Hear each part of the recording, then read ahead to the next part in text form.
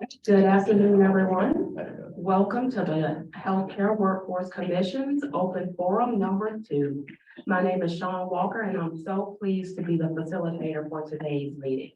To kick us off this afternoon, I will invite Chair Noddle up to give us some opening remarks.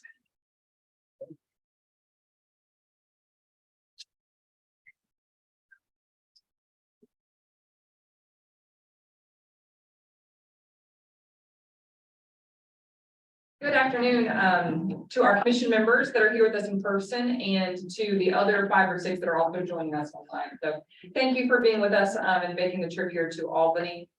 Special thanks to Scott Steiner, our commission member, and Phoebe Putney, and the entire Albany community for hosting us in the Workforce Commission today. Thank you to those of you that are here to share information with us. This is our public forum. I think we have 7 presentations lined up for today. With about 20 minutes scheduled for each. It will be a very full afternoon. We'll be sure to take a break in there at some point. And just be mindful as a presenter of your time, and Sean will repeat all this, I'm sure, and do a better job, certainly, but be mindful of the time. We want to allow enough time at the end of each presentation for some Q&A and some full conversation and dialogue, both with our commission members that are here, and we'll try to keep an eye if we have commission members online.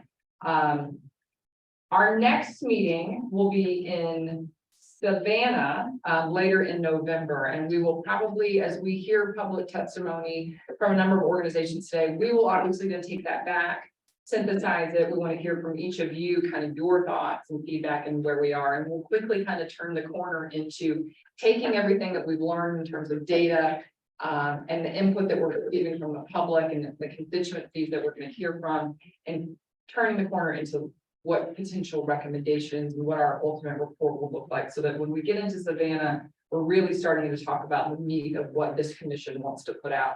I've got some thoughts on where we're headed, and we'll continue to have those conversations. But thank you again. Thank you again, Scott, for hosting us in this beautiful room. I will invite him up to share a few remarks and greetings from him, but we couldn't do this without the support of both. This is not a DCH function. This is a Governor Kemp commission staffed by DCH, supported by DCH. So again, thank you to Sean for being here, to Chad Purcell of our team for being here, Mario Ellis, our chief of staff, and Russell Carlson is here as well. Wouldn't happen without them, but it takes a village, and so we're thankful for our commission members that are supporting us as well. So thank you, and thank you all for being here as well.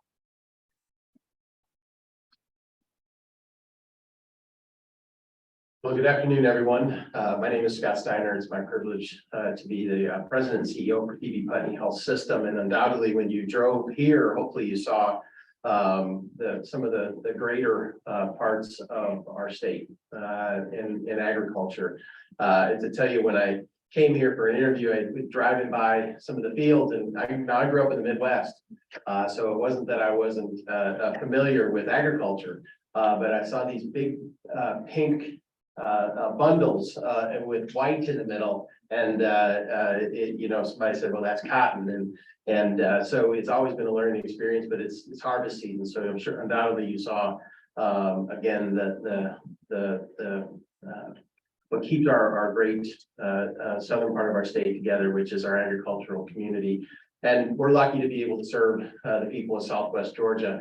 I also had an instance when I visiting someone in Atlanta, and I said, oh, I live in Southwest Georgia, and they said, well, is that Macon?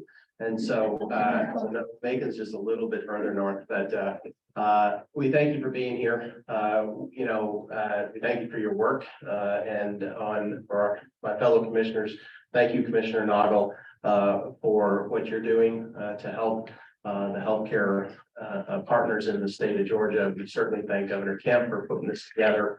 We've got Representative Yurda here with us. Thank you, Bill, for being here. One of our local legislators who's a huge supporter. And again, we see this all as partnerships, and we're going to describe today those partnerships. I know many of you are here to give testimony. We'll talk about that as well. The challenge that we have before us will not be fixed by any one of us, but it will be. We will work on it, and we will overcome this together. So welcome to Albany, welcome to Phoebe, and we look forward to a great meeting. Thank you, Sean. Thank you, Chair Nagel, and thank you, Mr. Steiner, for those opening remarks. Before we get into our presentations, I want to just review the format of today's forum. It will be similar to the format of last meeting. As Chair Nagel mentioned, we have 7 organizations who are presenting. They have up to 20 minutes to present their information, which will be followed by a Q&A session.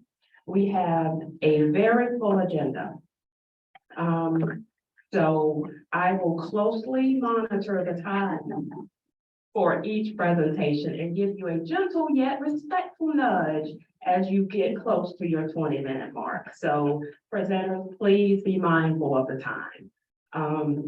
So with that being said, one other thing I want to mention is that this meeting is open to the public. We really do appreciate the public observing these meetings. We will not accept any comments from the public at this time, but if you have any questions or comments about information shared during this forum, we ask that you submit that information to the commission's inbox at hcwf.commission@dch.ga.gov. All right, and so with that being said, I'll move into a roll call for the commission members present today. Commission members, if you will just respond after I speak your name, I appreciate that. Scott Bulkey. Yeah, present. Mary Chapman. Present. Debbie Dalton. Present. Sherry Danello. Present. Janae Dock. Present. Clark Hill. Clark Hill. Sean Little. Present. Kaylee Nagel. Here. Sally Perry. Present. Pete Quinones. Present. Rick Roach. Present. Scott Steiner. Here. Tanya Sudia. Present. Dr. Sumner informed us that she would not make today's meeting. Courtney Terwilliger. Thank you all for that. All right, so now on to the good stuff. I would like to introduce our very first presenter in today's forum. Ms. Jenna Colvin is the president of the Georgia Independent College Association. Good afternoon, Jenna.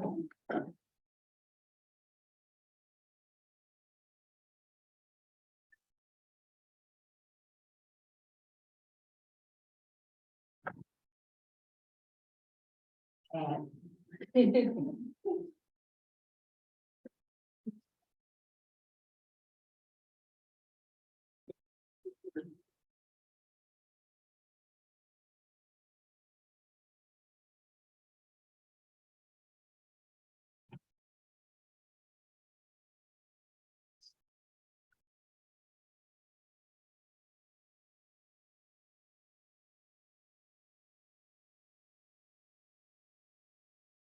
Said wicked up.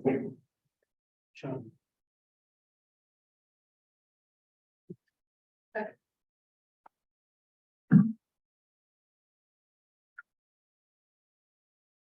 Good afternoon, commission members, distinguished guests and colleagues.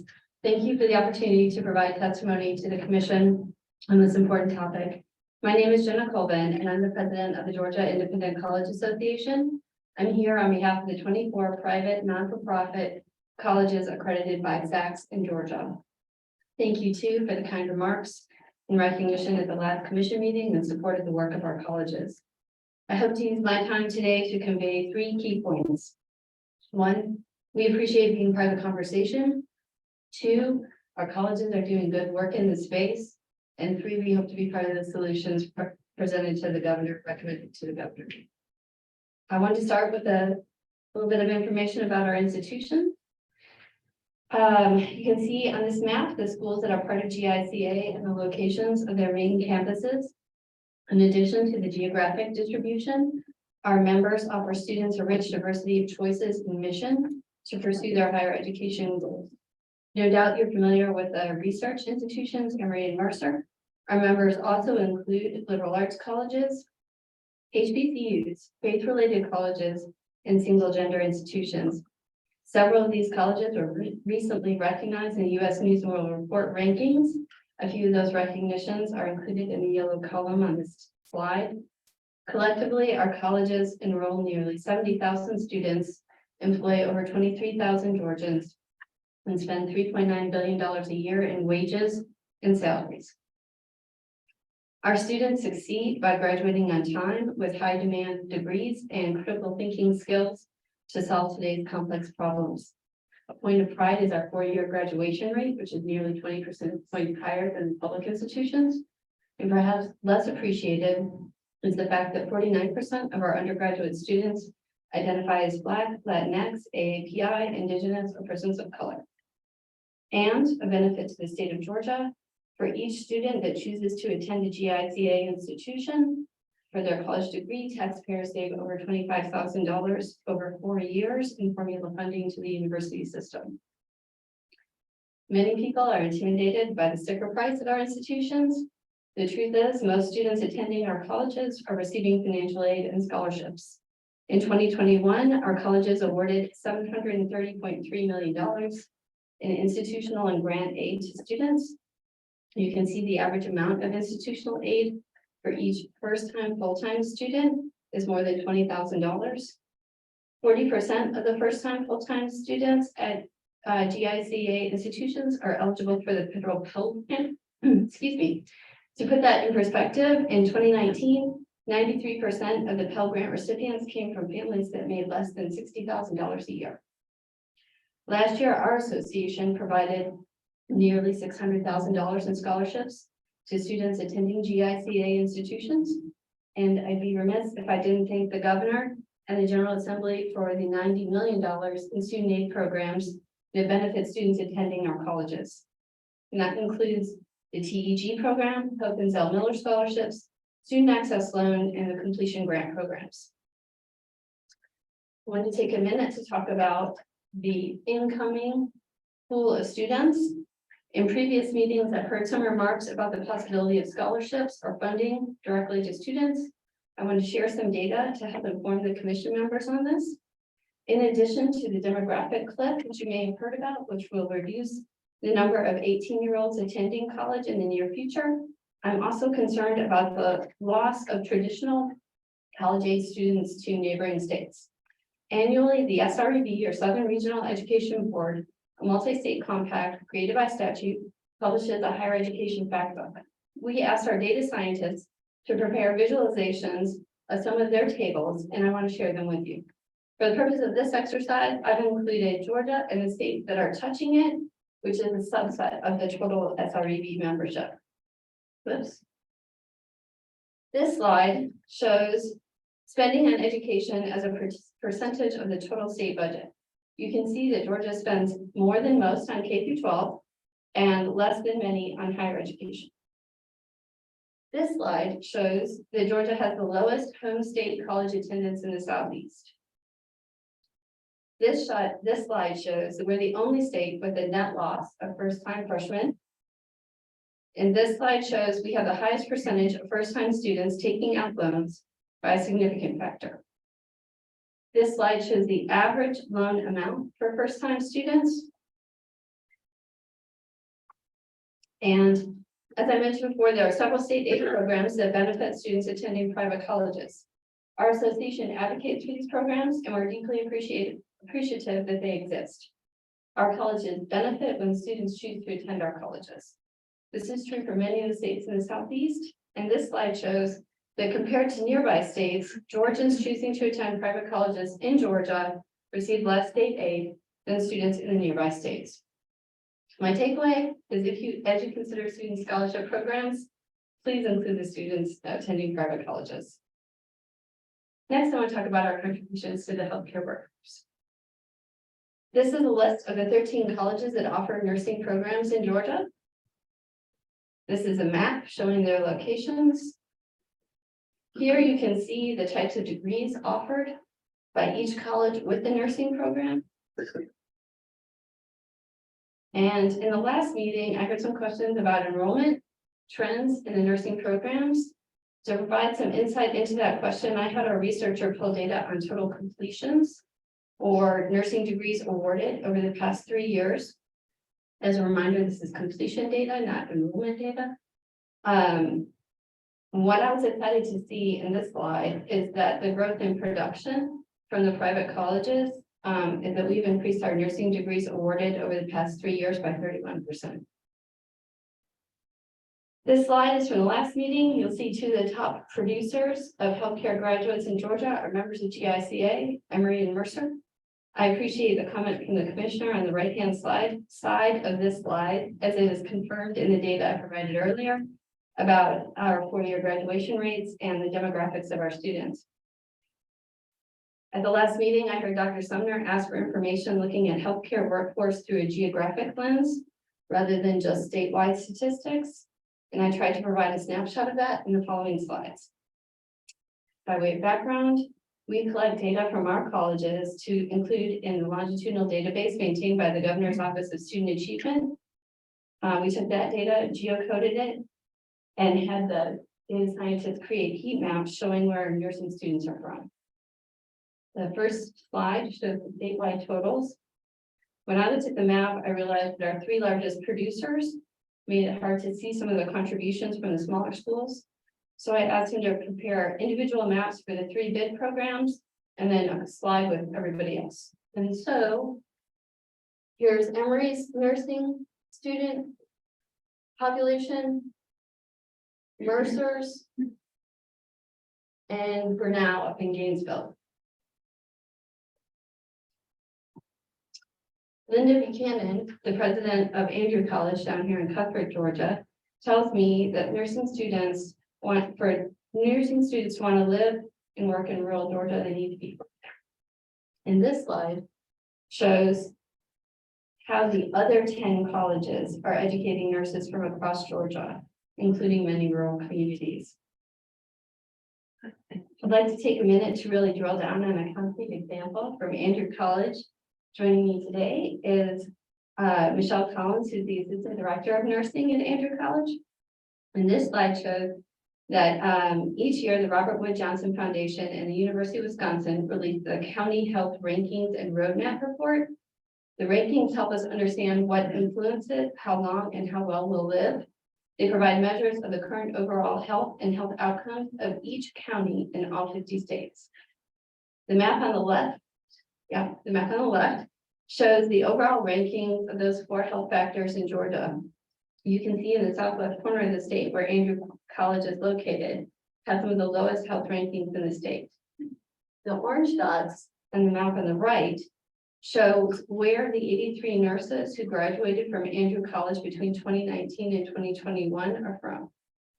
In sharing this data with me, President Buchanan observed Andrew College is serving where it's planted, and of course, we're not the only ones. That's true for Thomas University, located in Thomasville, LaGrange College in West Georgia, Berry College and Shorter University in Rome, Reinhardt University in Waleska, Georgia, and Jasper. True McConnell, Toccoa Falls, Emmanuel College, and Piedmont University that are all located in the North Georgia Mountains, and Wesleyan College in Macon. I'm going to ask Michelle to share some information with us. I'll leave it. Okay, thank you. Thanks for letting me come. So on this next slide, I wanted to share with all of you our completion rates for Andrew College. We have a goal for 70% of our students to complete our program within 3 years. And you can see for 2019 and 2020, we exceeded that goal. But for the last 2 years, we have had a decline in completion.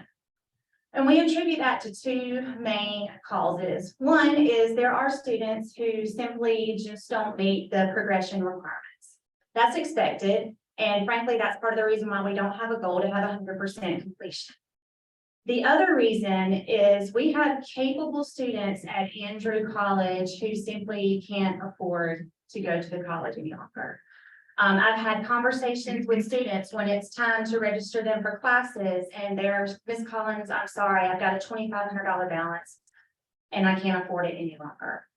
So we know this is true for other colleges as well. There was a survey done by the Strata Gallup group that looked at 38,000 students between the ages of 25 and 64.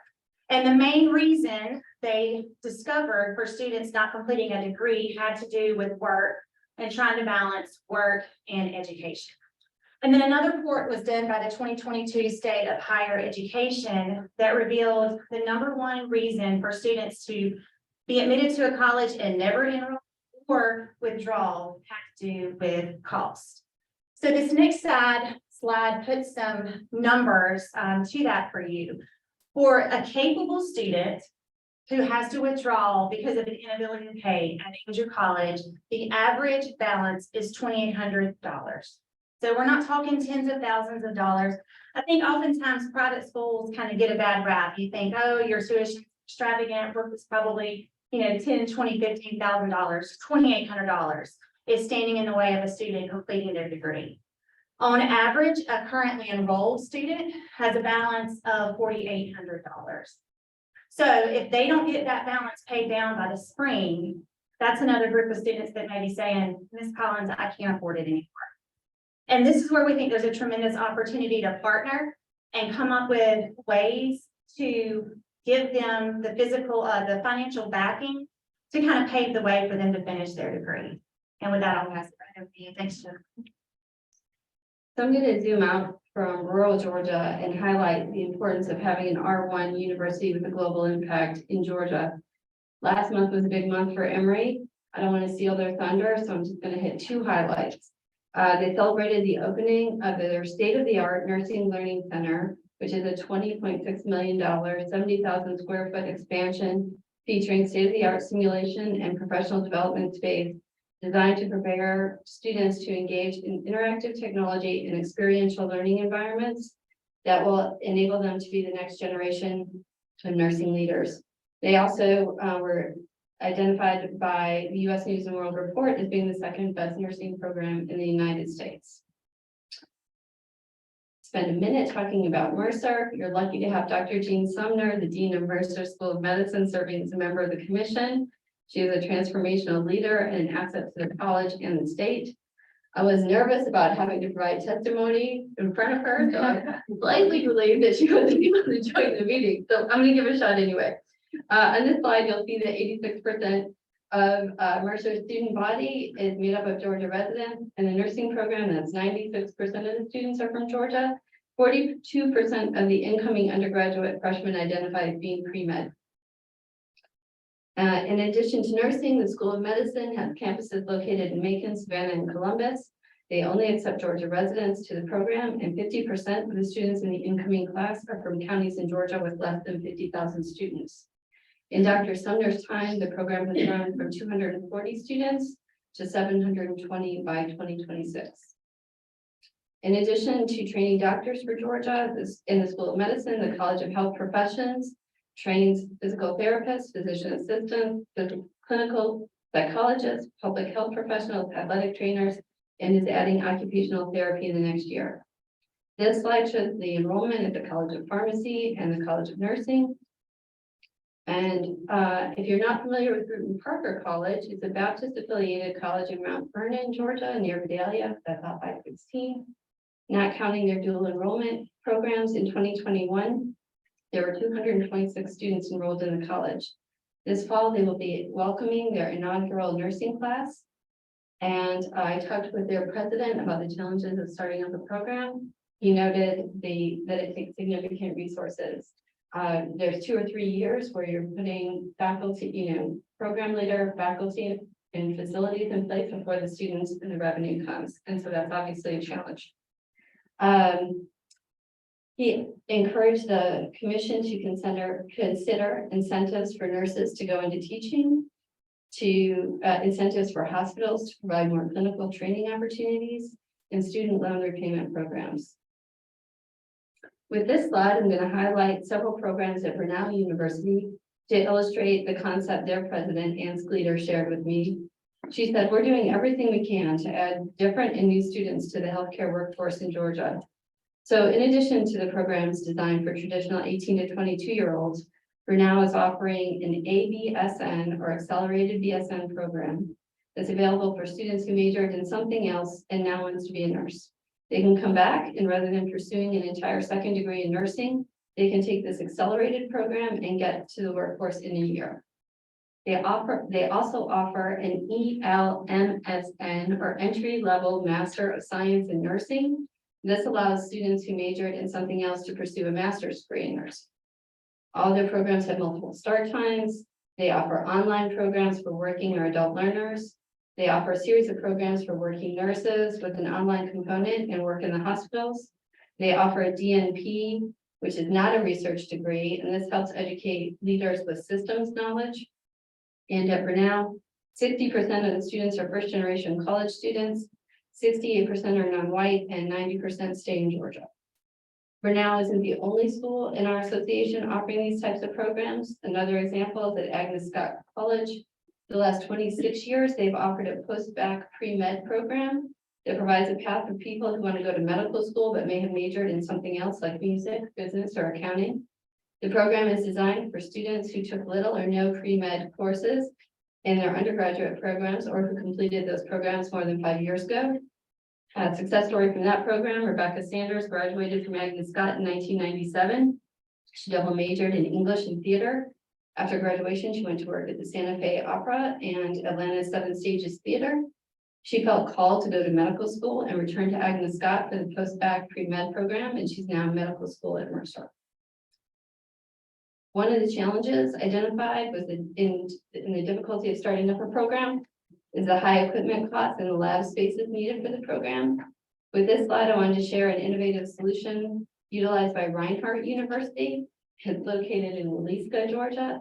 That's a west turn on Highway 52 as you pass through Jasper on 575.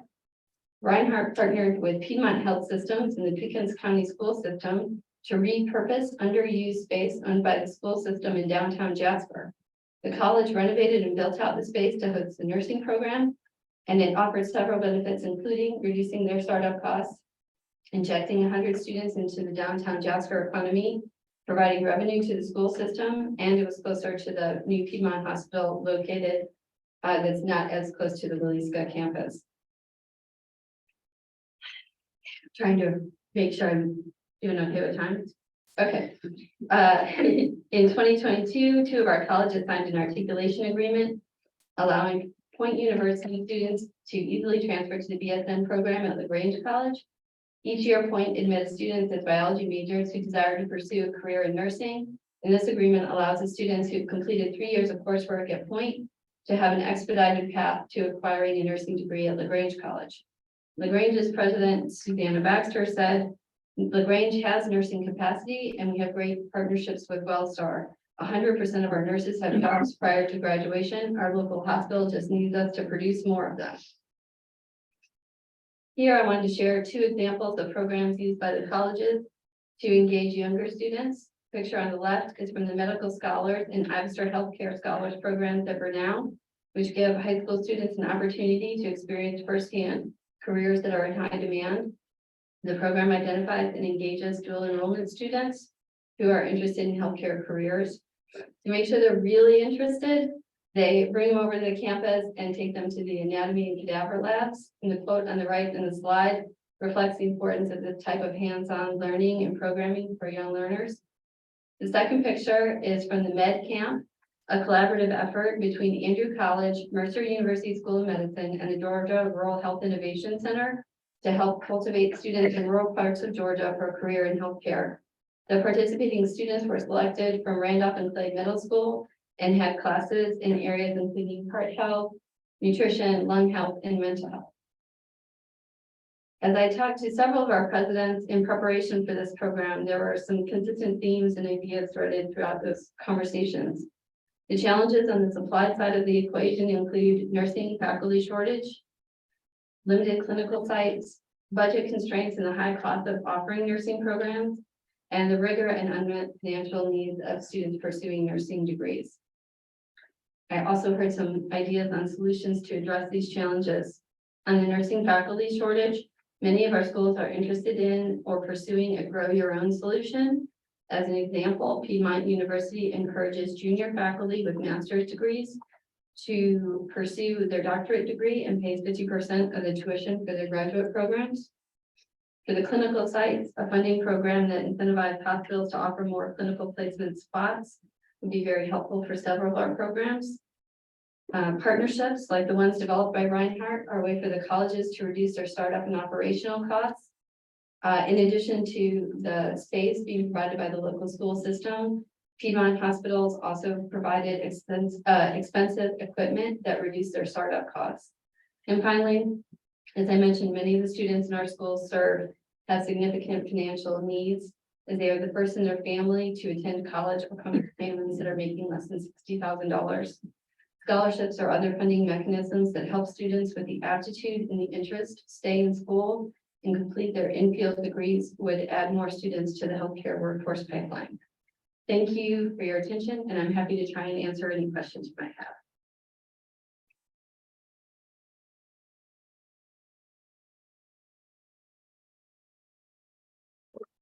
Thank you for that, Ms. Golden. One of the earlier slides you had showed that 60%, I think, of Georgia students stayed in state. Versus- I think it's 8, but it's the lowest in the Southeast. Fast slide. That's what happened.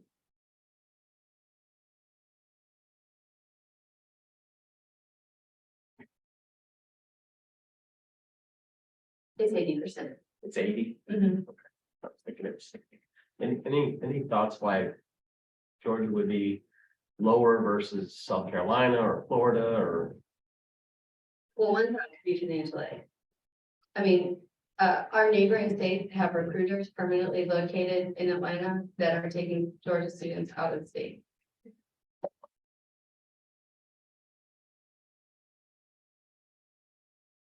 Thank you. Hi, so first of all, from a private institution, I love the presentation, thank you. And we were just talking earlier, I'm glad that you presented, thank you.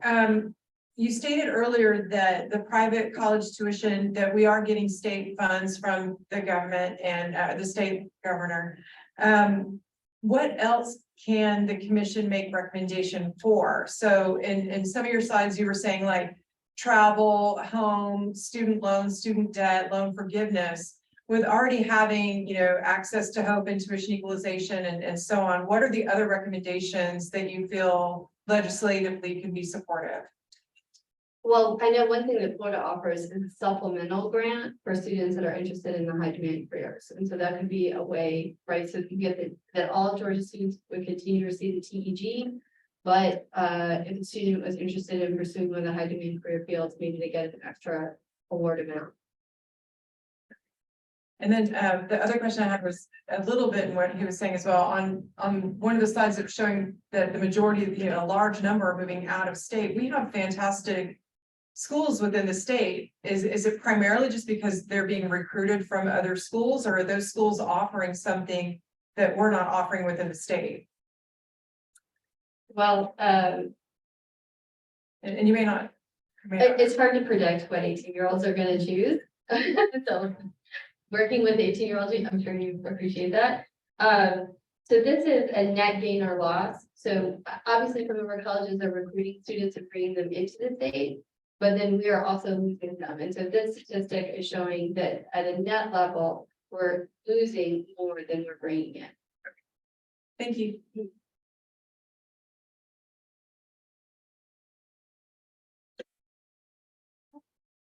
Thank you, Ms. Colvin and Ms. Collins for that great presentation. Do we have any questions from the commission members online?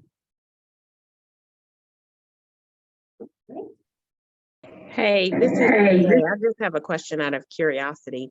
On your slide that showed the different schools, and what kind of degrees they offered or which ones offered the most, it looked like Georgia, it wasn't that one. It was a little bit further back, I think. It just showed the amount. It showed the percentage they were putting out of each degree. And I think Emory and Augusta University and Georgia Southern We're at the top of that one. But anyway, I was just curious, and you may not know this. It looked like Georgia Southern put out the most bachelor's degree nurses. I was just curious if you had any insight as to why that was. I think it's-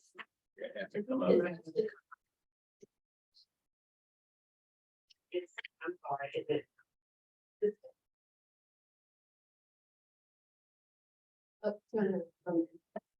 Anyways.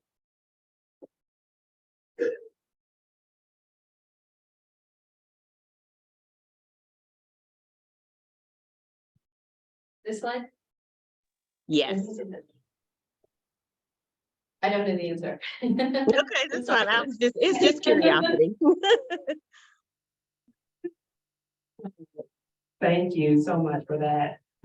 We are moving on to our next presenter. We have Ms. Pam Clayton, who is the Vice President of Quality Advancement and Regulatory Affairs for the Georgia Healthcare Association. Ms. Clayton, can you hear me?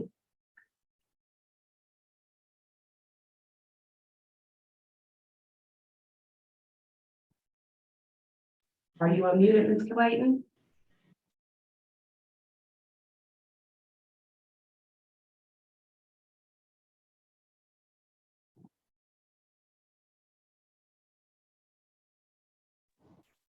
There we go. Can you guys hear me now? We can. Okay, my apologies for that. I am grateful for the opportunity to virtually join you this afternoon. I really wish I could have attended in person, but had a prior commitment that could not be moved and allow for the necessary travel time. So thank you for indulging me in this virtual presentation. I did want to say that I enjoyed the presentations at the last forum meeting, and much of what was offered at that forum certainly is applicable to our setting as well. And particularly some of Anna's comments with the Georgia Hospital Association related to fill times and that sort of thing is certainly applicable with our provider setting also. But thank you again. Appreciate Commissioner Noggle, the opportunity to be here. Commission members, we really appreciate the opportunity to give voice to some of the challenges that our folks are experiencing, and certainly hope to be able to talk about solutions as much as the challenges as well. But if we could just advance to the next slide, please. So GHCA, the Georgia Healthcare Association, supports skilled nursing facility, assisted living, and home and community-based service providers with an overarching commitment to improve the quality of care and life for all persons requiring long-term health care. And I have the privilege of working with members in the areas of quality advancement and regulatory affairs. And in that space, obviously have the opportunity to touch on kind of all different areas related to even care at the bedside, but up to the operational level, reimbursement. So certainly hear a lot of perspective from folks out in the field, and I'm grateful for that opportunity. Next slide. Specifically, these are the members we serve by type. And as you can see, we have opportunity to really have the great fortune to represent a large number of providers across the state of Georgia. And certainly we're represented in rural communities as well as the more urban settings, but gleaning perspective every day from folks that are working in the post-acute care space, and they are certainly passionately vocal about the state of the workforce. So again, grateful for this opportunity. Next slide. These are some key demographics to be aware of relative to our space. And I specifically wanted to call your attention to the shift in patient days for state fiscal year 2020 to 2021. This decrease is important to note, as we do not have a decline in aging population, rather a concern for access to care that's impacted by a myriad of reasons, but with workforce shortages certainly being a key driver. And I know, as you've heard from different provider settings, you know, the strain on the healthcare delivery system as a whole is top of mind and important to all. Next slide, please. So before I share a bit about our challenges and ultimately some thoughts on solutions, I wanted to spend a minute talking about the landscape that we are operating in. I know that you all, as much as I would love to move beyond the COVID pandemic and would really enjoy talking about other things and moving into being post-pandemic. But persistent workforce challenges are impacting the provider's ability to do so, unfortunately. According to the U.S. Bureau of Labor Statistics, it's projected that more than 275,000 additional nurses are going to be needed from 2020 to 2030, and that employment opportunity for nurses will grow at 9%, faster than all other occupations from 2016 through 2026. So we really have a numbers problem. Georgia has a burgeoning aging population, and we're thankful for that, and it's growing, and a critically strained workforce. So trying to figure out, you know, how to make the numbers work is difficult. And we all know there's a validated correlation of resource to quality. Skilled nursing centers in states with higher staffing levels and reimbursement rates demonstrate improved quality outcomes. And so there's that tension point as we deal with workforce challenges. How do we continue to maintain a high standard of quality outcomes? Centers have lost staff to other health care providers, including staffing agencies, or have seen healthcare workers experience burnout and leave the workforce and healthcare profession altogether.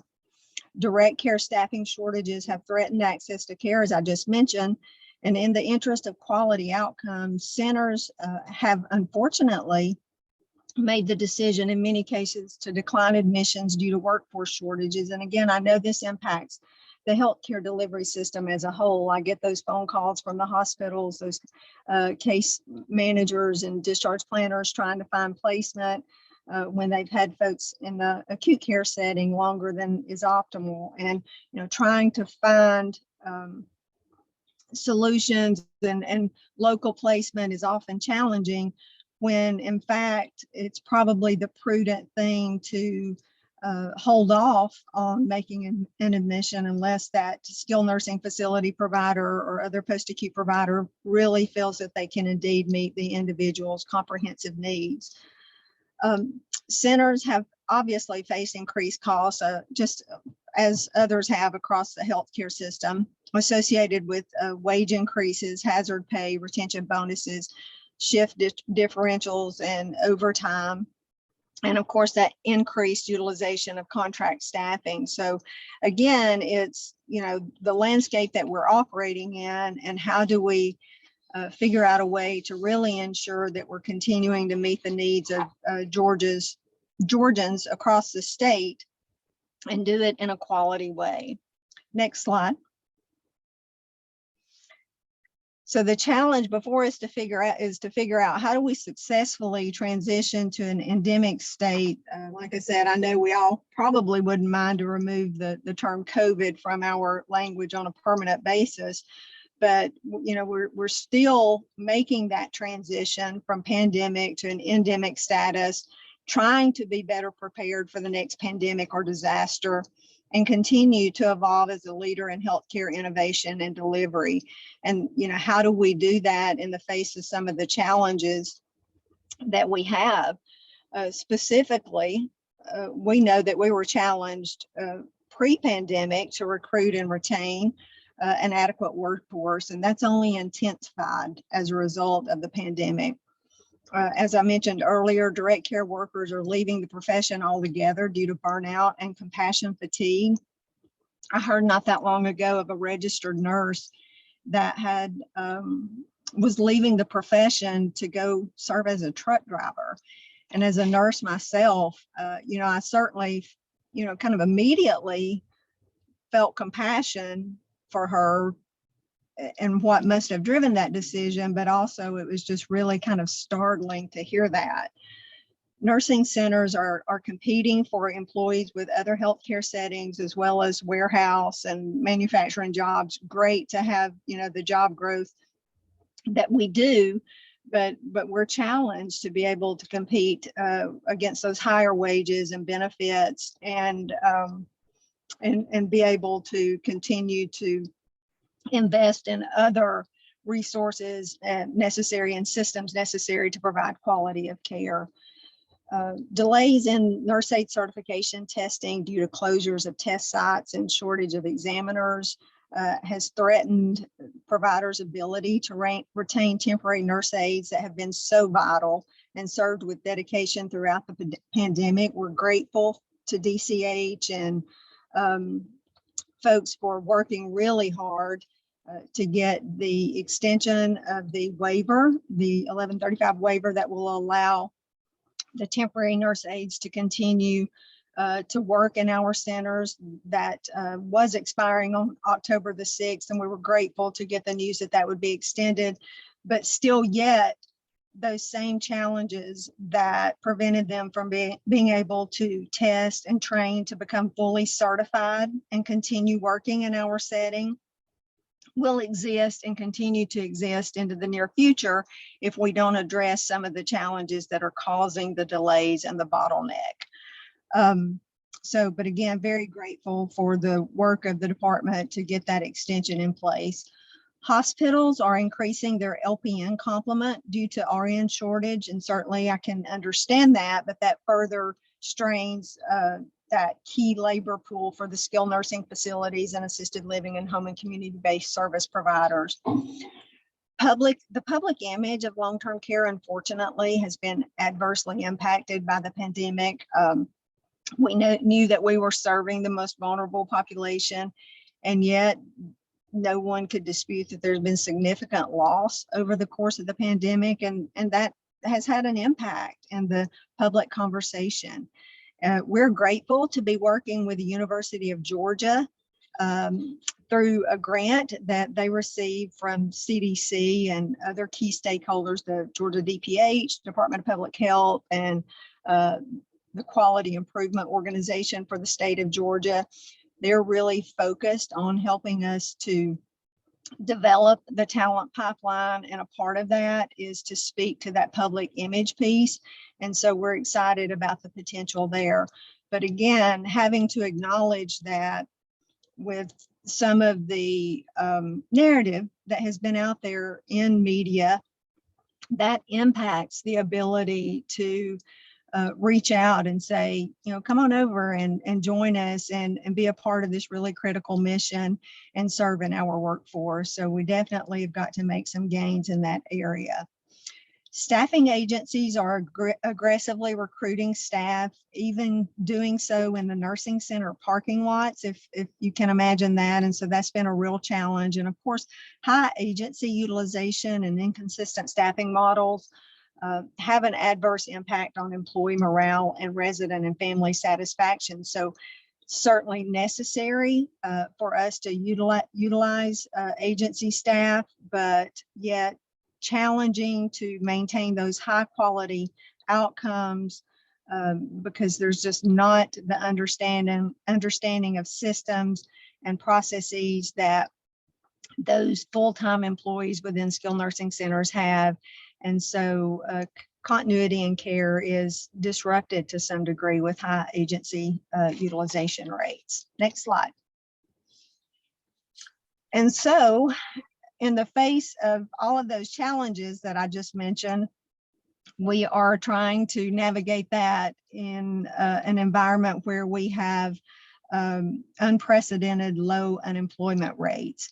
And so while that's a positive thing, it's difficult to really access a pool to recruit from to help us really address some of those staffing challenges that we're facing. Next slide. As we think about the existing shortage of healthcare workers and the urgency to identify viable short and long-term solutions, it's critically important to understand discussions that are occurring at the federal level related to minimum staffing requirements. President Biden referenced a renewed focus on nursing homes in his State of the Union address and issued a brief that highlighted several areas of focus, and I've linked that here in this slide, one of which was minimum staffing requirements. Presently, as a result of this, CMS is charged with studying staffing in skilled nursing facilities. And as a part of that, they have commissioned facility site visits to conduct time and motion studies on things such as MedPass, wound care, and other areas of specialized service such as ventilator, trach, catheter, and feeding tube care. And in fact, we know that we've had 3 centers in the state of Georgia that have had or will have site visits conducted as a part of this study that is expected to inform these minimum staffing requirement recommendations that we anticipate within the year. So I've mentioned this because it's just critically important as we are already challenged with staffing and filling vacant positions to contemplate how that some additional staffing mandates may be forthcoming.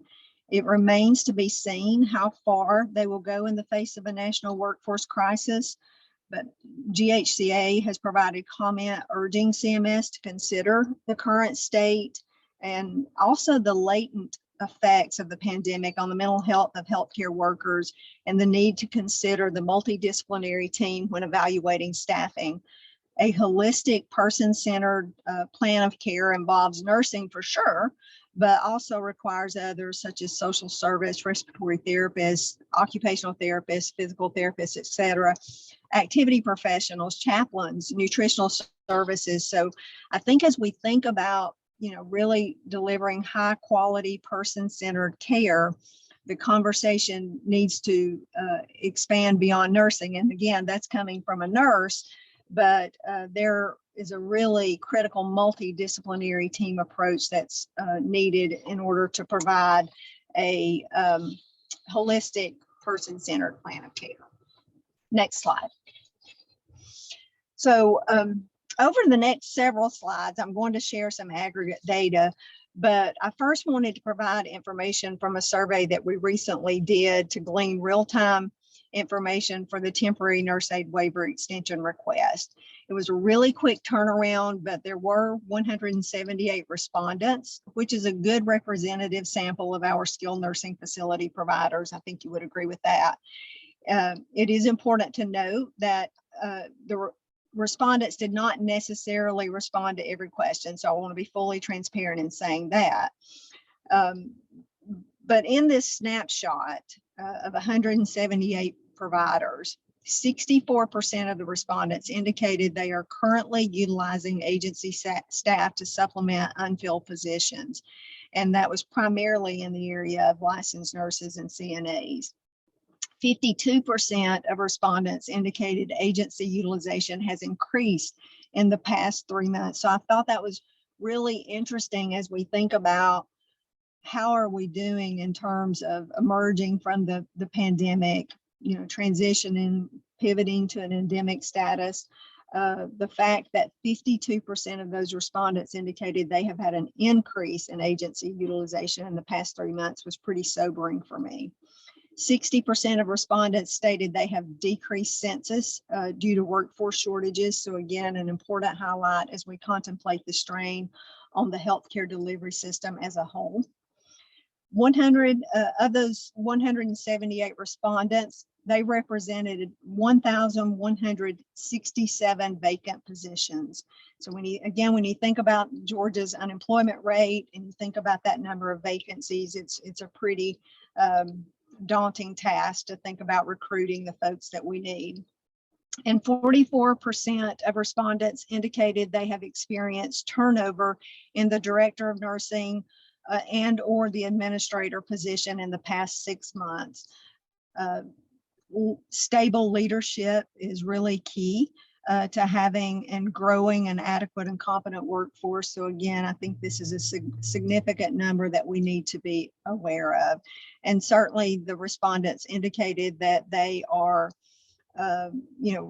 really trying to think outside of the box and do some different things in terms of attracting new workforce, but definitely an uphill battle. Next slide. Since the onset of the pandemic, we have seen dramatic and honestly unsustainable increases in costs, and that's largely attributable to labor. Much of this is due to increased agency utilization.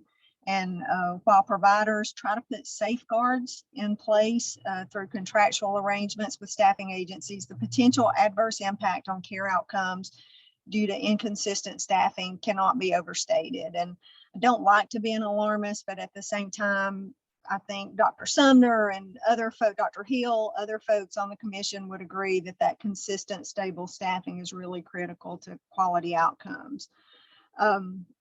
So if you look at the impact of the workforce crisis over the pandemic, we have seen a 20.8% increase in per patient day costs for direct labor care. And as I said, that's largely attributable to contract staff. And I recognize that today's typical employee has indicated flexibility is very important to them. And it seems they feel this is most accessible through employment with an agency. We need to think about that, and we need to think about how that with flexibility being a priority, how can we meet that within the center and through full-time, part-time, as needed employment agreements, rather than maybe having them to turn to the agencies for this flexibility that they're seeking, because that churn again simply does not lend to employee satisfaction or to high quality outcomes. So it's incumbent upon us to reach across the aisle, so to speak, and figure out how can we better achieve the goals and assist employees and the workforce to have that balance with quality of life and some of those personal goals relative to their employment. Next slide. Okay, here we are. So looking at the percentage change in direct care hours and cost per patient day, this slide reflects the quarterly increase in direct care costs compared to actual hours. And we were looking at this from the last kind of pure quarter of information that we had absent COVID impact to the most recent information that we have. And I know that this slide may be a bit difficult to read, but the blue bar represents total direct care and contract hours, and the orange bar represents cost.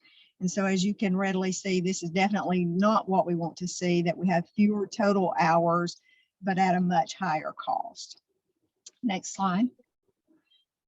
Looking at labor trends with RN hours, not surprisingly, the takeaway from this slide is that the RN contract hours has gone up dramatically, and the trend line just not moving in the direction that we would like to see it move. Next slide. And of course, you'll note on this slide, the orange bar reflects a cost of 47 cents per patient day for RN cost at the end of 2019, with an increased PPD rate of 70 cents in Q3 2022. So again, just really an unsustainable trend in cost. Next slide. And looking at the same for LPN hours, in our setting, we do staff typically more LPN hours than RN hours on average. And this slide reflects a sharp increase in our reliance on the LPN contract hours. And again, I would love to see that trend line moving in a different direction. Next slide. And of course, this graph reflects a staggering increase in per patient day costs for LPN contract staff from $1.89 at the end of 2019 to $7.63 per patient day in Q3 2022. So a really dramatic increase there. Next slide. And I am coming up on the end of these graphs, so apologies for that. But again, I think it's important to have real numbers to kind of gain context around the discussion for this contract utilization. See the same trend with CNA hours per patient day and the percent of contract hours in order to meet the CNA staffing needs in the skilled nursing facilities. And I think you would agree that these trends are just not sustainable in a fixed reimbursement environment. Just as RN and LPN contract hours and costs have risen, it's the same story for the certified nursing assistants, which really makes up the largest portion of our nursing staffing model in the centers. And of course, the next slide just reflects that cost per patient day, the same upward trend. Okay, so now thinking about strategies and solutions, certainly there's no shortage of problems and challenges, but what do we do going forward?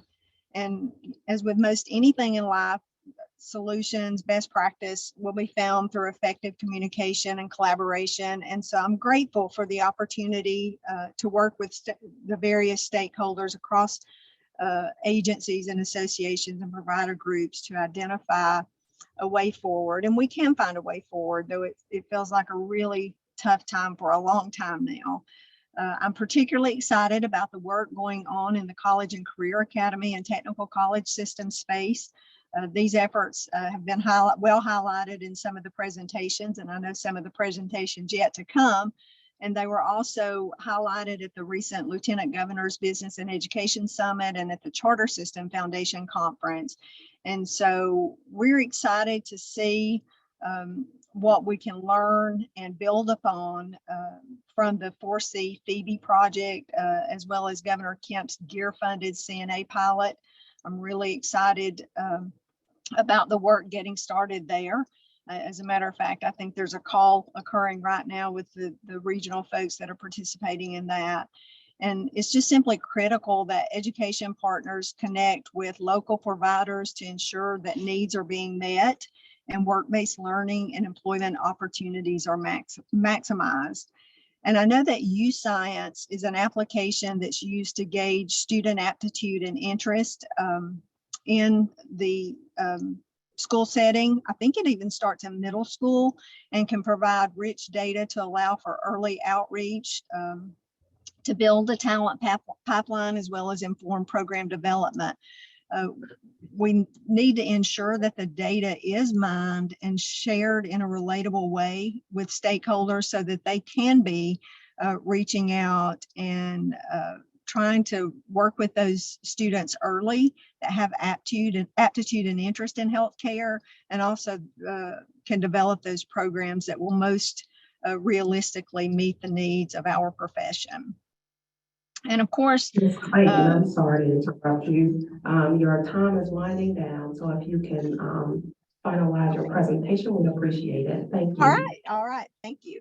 So coming up to the end of my time, I appreciate that. I do encourage that the commission consider an advisory work group to facilitate a comprehensive review of the Georgia Nurse Aid Training Competency and Evaluation Program.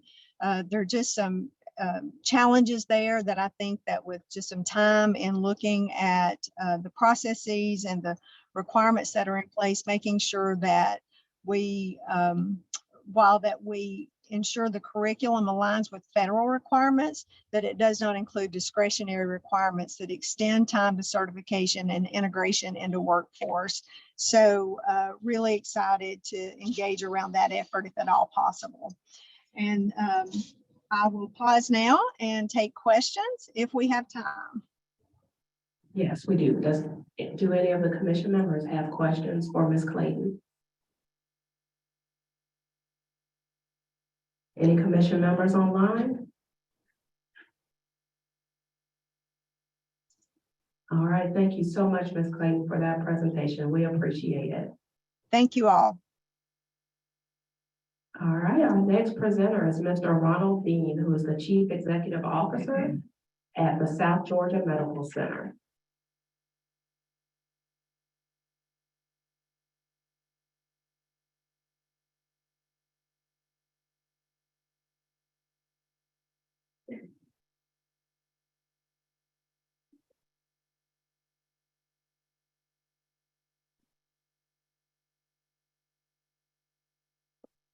Good afternoon, everyone, members of the commission, other distinguished guests. It really is a privilege to present on behalf of the Georgia Alliance of Community Hospitals. I'm Ronnie Dean. I'm the president and CEO of South Georgia Medical Center, and I serve as the Georgia Alliance of Community Hospitals chairman of the healthcare staffing shortage committee. And what I hope today is to be additive and not duplicate what you've already heard. Really want to appreciate the governor for setting up this commission for us to share, I think, across the state, great ideas and perhaps breakthrough ideas that can help us shore up an industry that is extremely meaningful in a number of ways to the state of Georgia. I think we all agree that we have a staffing crisis, but I would go further. I would say we have an industry crisis. A little bit about the Georgia Alliance of Community Hospitals. It is an organization that represents 104 hospitals across the state.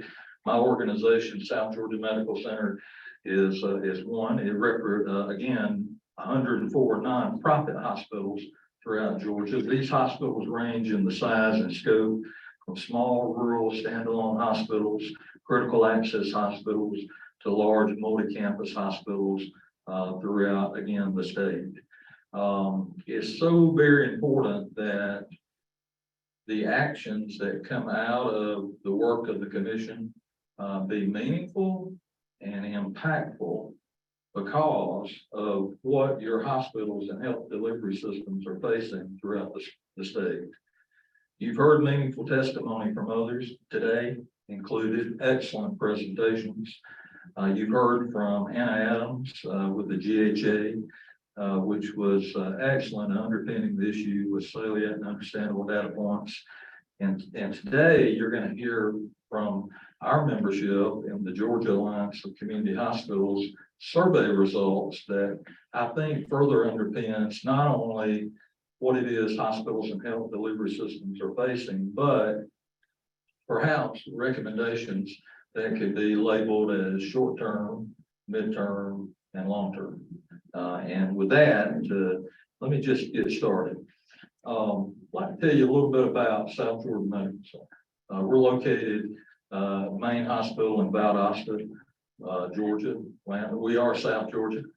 And I heard commissioners say, hey, we're South Georgia. Well, I think Valdosta is South Georgia.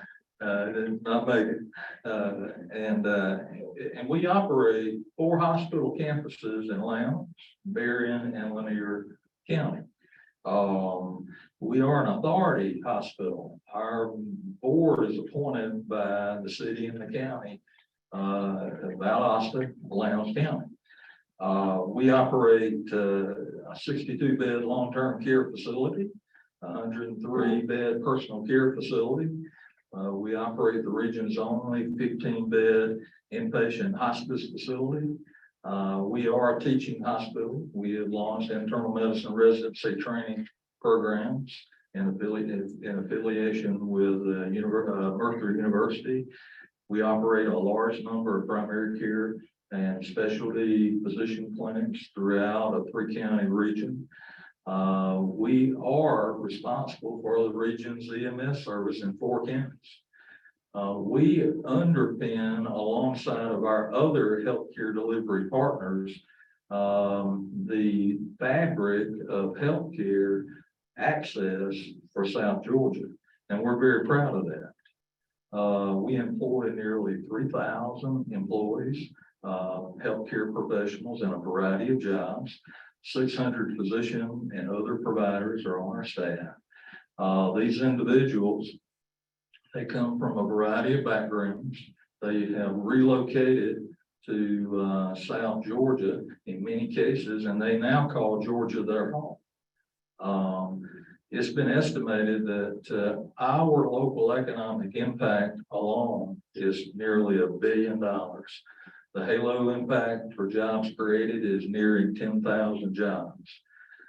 And I describe that to you because when we think about this issue we're dealing with, we could minimize it to a staffing issue.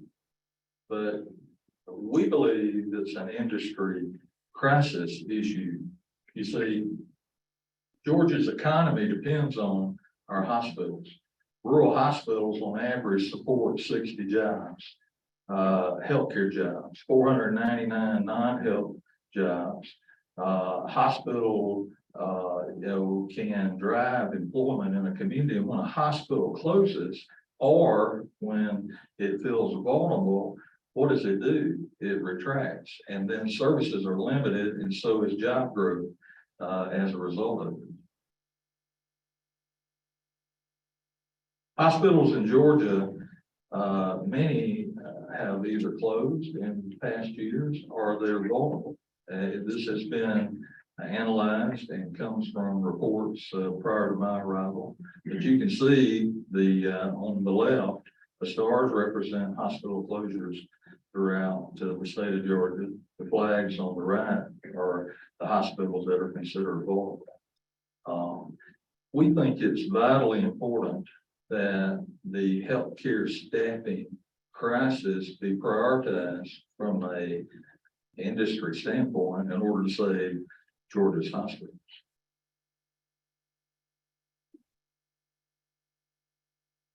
So, when thinking about, what we wanted to share with you, we had to go survey our members, and we asked the question, a lot of questions of the membership, and we asked this one question. The staffing crisis is statewide across all hospitals. Do you believe there's a critical healthcare staffing shortage? And the answer was yes, 100%. Our membership says that it's a very significant impact. And then the impact, when asked how, 100% reported a decrease in financial stability that threatens patient care. 80% reported delays in post-acute placement. 65% reported higher turnover, and 80% reported having to hire agency nurses at a higher cost. Sometimes 400% or more of the normal hourly cost to operate beds that were required not only during the pandemic, but beyond the pandemic. 70% reported having to close beds, and emergency room delays, overcrowding, extended diversion time where patients are being sent to other communities, other regions, and perhaps even other states for care are occurring as we speak. And then some hospitals and health delivery systems are reducing services. During the pandemic, we considered that probably the greatest healthcare crisis of a generation. And during that, we wondered how we would survive. But now the battle lines have shifted, and we're asking the same question because we just simply don't have enough manpower to support routine patient care, let alone, I shudder to think, what would occur if there was another pandemic. I'm not sure we'd be prepared. So I'd like to suggest these three guiding points before I, move forward with the slides. Number one, hospitals and healthcare systems across the state are not experiencing a staffing crisis. We're experiencing an industry crisis.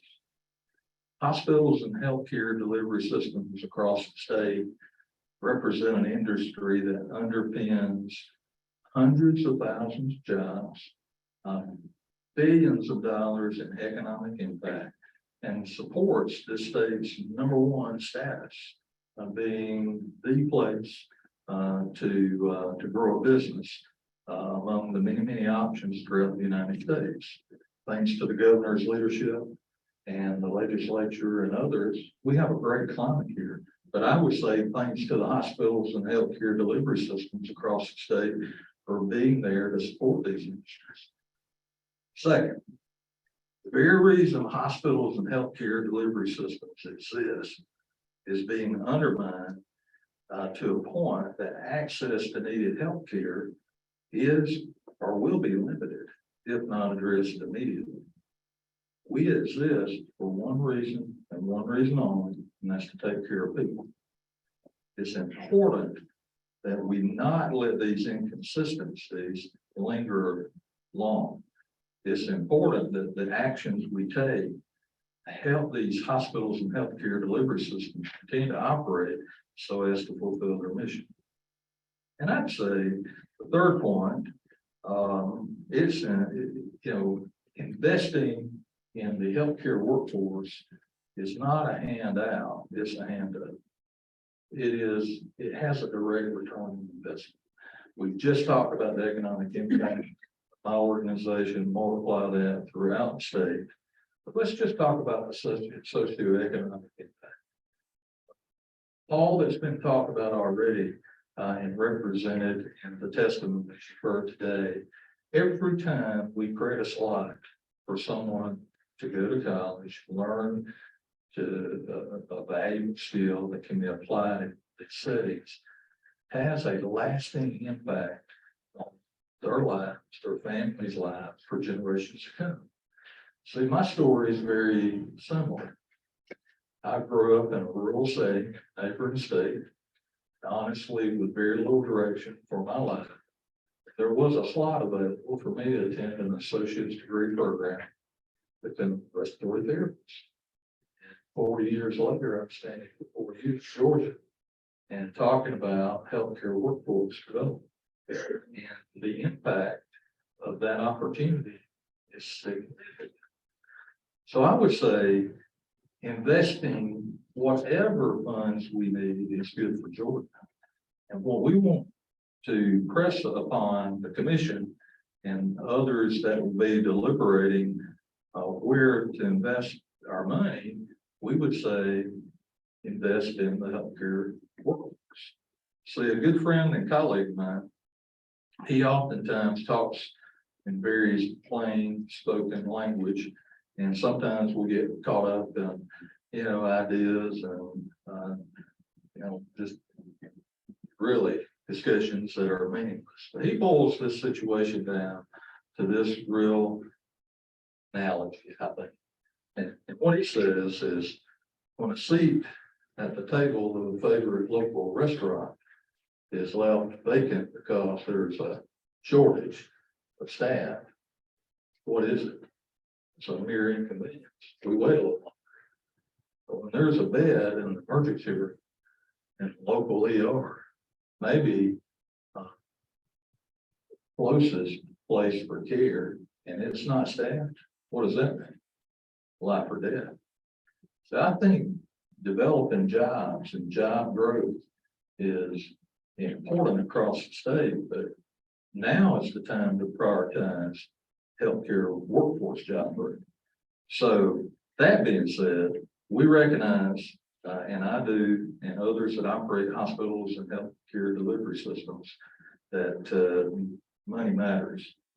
So where should we invest maybe our time? The membership says the most critical staffing shortages are bedside nurses, followed by technologists, CNAs, respiratory therapists. Near-term recommendations. You've heard a little bit of information from me that may or may not be, completely accurate, or it has not been assembled fully. You've heard from others. But we believe a number one recommendation is that we should create a statewide database to really track what's going on with this workforce. If we value the hospitals and healthcare delivery systems as an industry that helps this economy that we love and adore in the state of Georgia, we need to know what's going on. Number two, expand the training pipeline.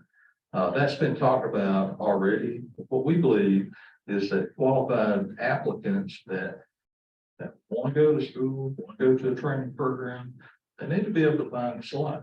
We've heard that there are several thousands that would have been eligible to be received into a slot if one were available. And there are a myriad of reasons why one wasn't available in their particular area. Maybe because of a lack of instructors, maybe because of lack of classrooms. Investing in both pay dividends for Georgia. Number 3. Continue to work with the nursing board to expand opportunities for working professionals to become instructors. First of all, the nursing board and all of the academic institutions throughout the state, hospitals and healthcare delivery systems consider you our valued partners. Y'all do tremendous work. You're as much a part of our ability to do what we do, and all that I've talked about, as anybody. But maybe it's time to reconsider qualifications of who it is that can instruct others to become a bedside nurse, a technologist, or and on and so forth. And maybe it's time to consider experience rather than credentials. Not sure. Let's go to the next medium. Medium or midterm recommendations. A little heavier lift. There's no question about it. Don't make near as much money if you're an instructor as you do if you're a nurse, perhaps in a clinical setting, and or maybe even an agency nurse.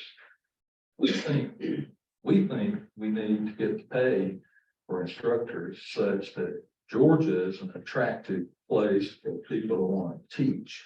And that probably applies throughout a lot of our schools, throughout our universities. But I would say it's important here. If we want the very best teaching and creating nurses and others, improving pay and working conditions for instructors has to become a priority.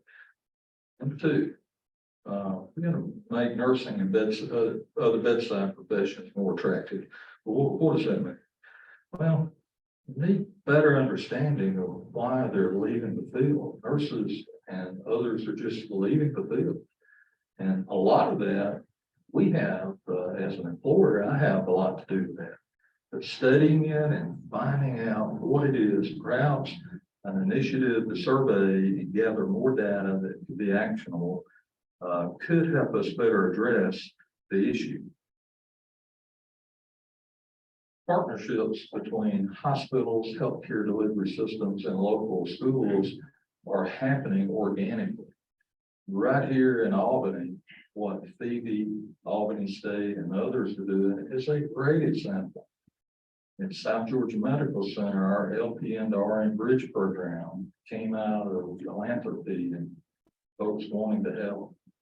And there are so many examples of how private-public partnerships could help accelerate, maybe even serve as funding sources in the absence of other funds, but finding ways to do that and promoting healthcare professions at even an earlier age, K-12 institutions as a part of a longer-term fix, and maybe even have the Department of Education involved, local schools with their hospitals working together in some formal way to create this pipeline. Because the demand is only going to increase. As it's already been said, the population ages, Georgia continues its growth trajectory.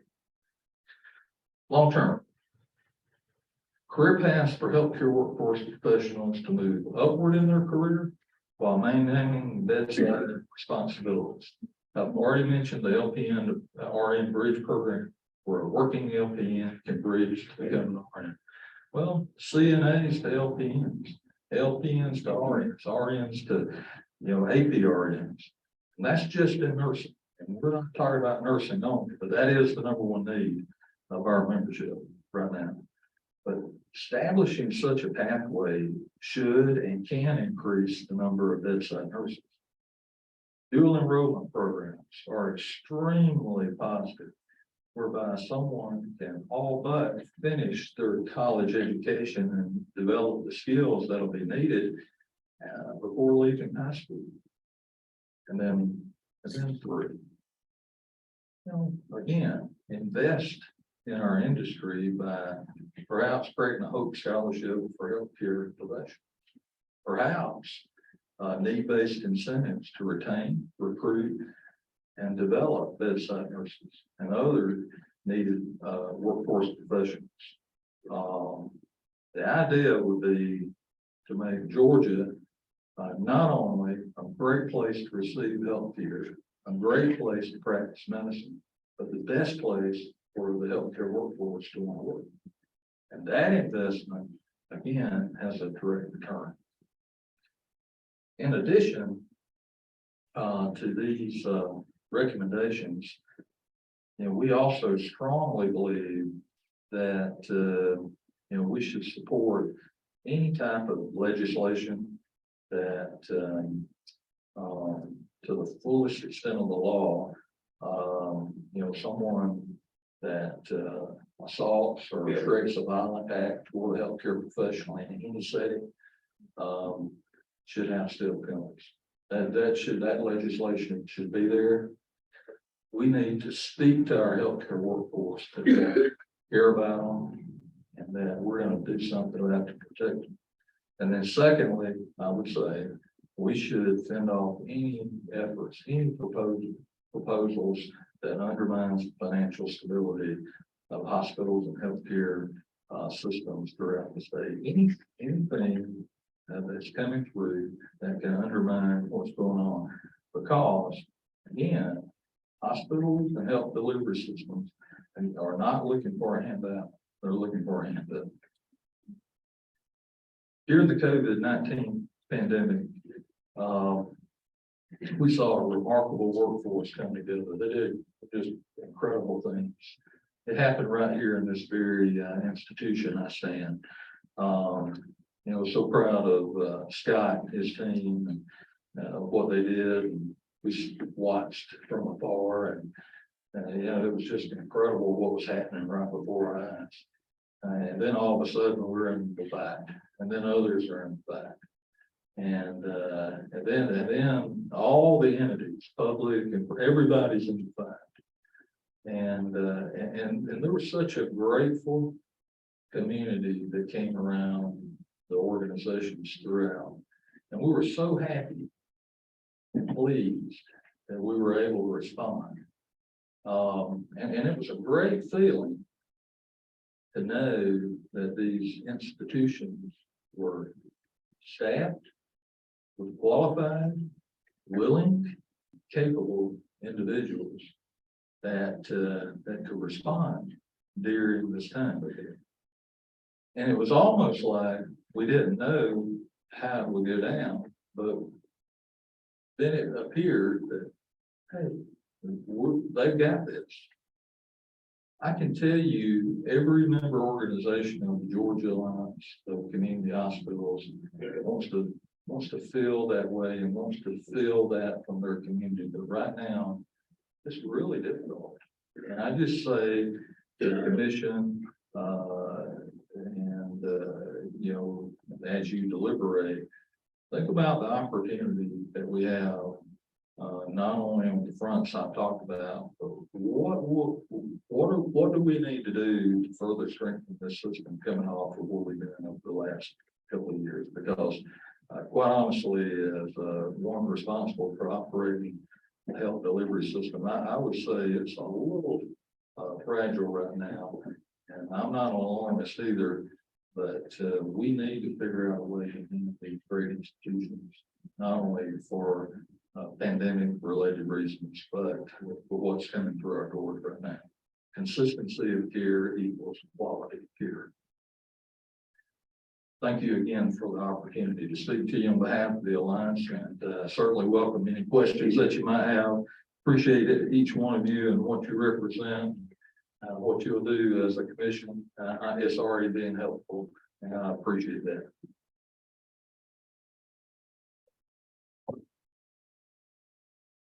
Thank you so much, Mr. Dean. Do we have any questions from the commission members? I'll ask one. Oh, go ahead, Sean. You're first. Go ahead. I'll try to get this out articulately. I'm sorry. So great presentation. Thank you. In reference to the statement about looking at qualified, like historical qualifications for instructors and bedside staff. It's not just the Board of Nursing that sets those requirements. In a lot of cases, it's accrediting bodies, it's, you know, recognitions and distinctions from hospitals, Magnet, for example, where they're setting certain criteria or regulations to say you have to have X, Y, Z in order to be an establishment of quality. How, and sorry to put you on the spot here, how would you recommend approaching that? Because those are distinctions that institutions of higher learning want, hospitals want to have those as well, because that helps bring in those students and those patients that you want to come to your facilities. Yeah, I think a stepping off point is it would be to define the pathway forward. Recognizing there are many entities contributing to the criteria required to be an instructor. We've just got to start the conversation. You know, our recommendations fall short of detail only because we understand it's extremely complex. But I really believe that it, just like, you know, a lot of progress that's been made already, starting somewhere and having a great dialogue among the entities might be a recommendation coming out of the commission to form subcommittees that's about finding ways to leverage experience and versus credentials, recognizing regulatory bodies dictate that sometimes. Thank you. Thank you. Your first recommendation under the short term was the consideration of a statewide database to kind of assimilate workforce status needs. Did the Alliance have further discussion on really what that means or what specific data points would be of interest? And secondly, do you have consensus from the Alliance that all the hospitals and your member organizations would willingly report into that system with some consistencies? The answer to the second question is we do not yet have consensus, but believe we could get it.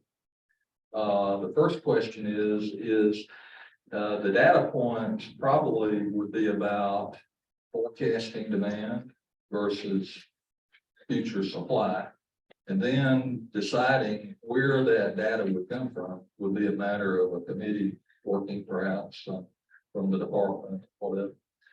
Just the sense we get from talking with members is they want to gauge with state, others about this in some meaningful way. So I feel pretty certain, Commissioner, that we could get the data, have a repository and an owner in some way to assimilate it in a meaningful and useful information.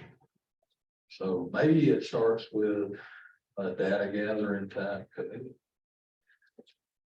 Thank you. Thank you.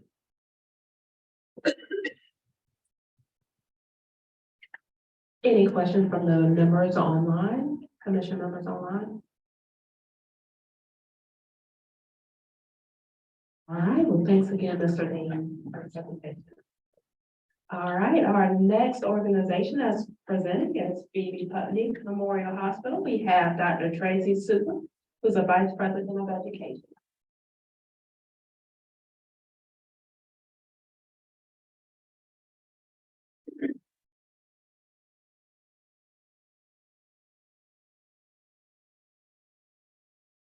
Good afternoon. I would like to start with a patient story. So my name is Tracy. I've been a nurse for 26 years. I started right here at Phoebe.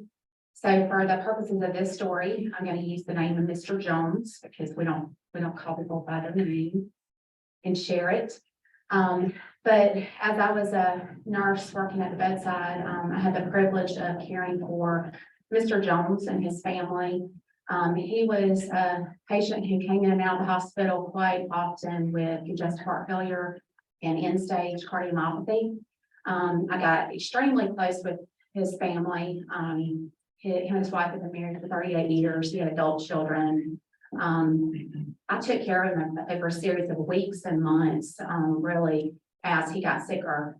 And it was so touching to be a part of that experience. And I'm here to share with you today just how much he touched me.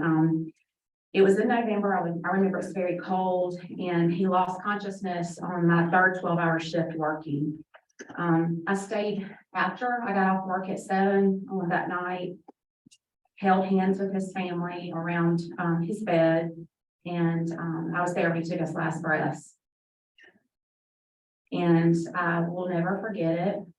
It was hard. I cried with the family. I prayed with the family.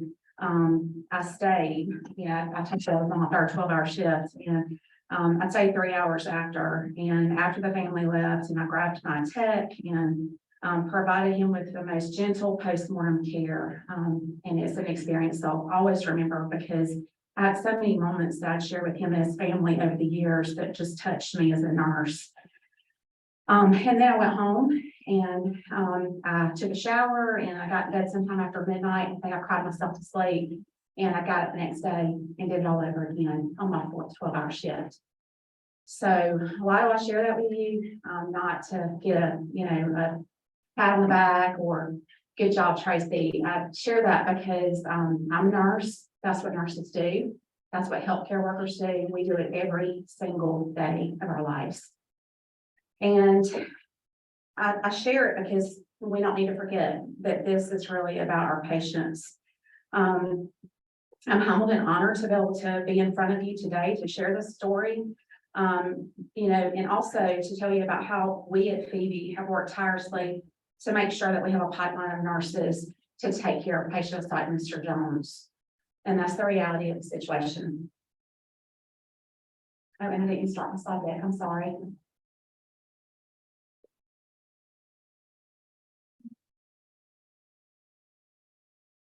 Okay.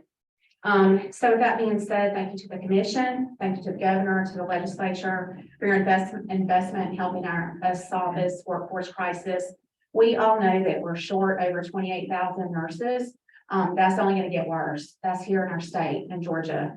1 million nurses short across the country. Again, it's just going to get worse.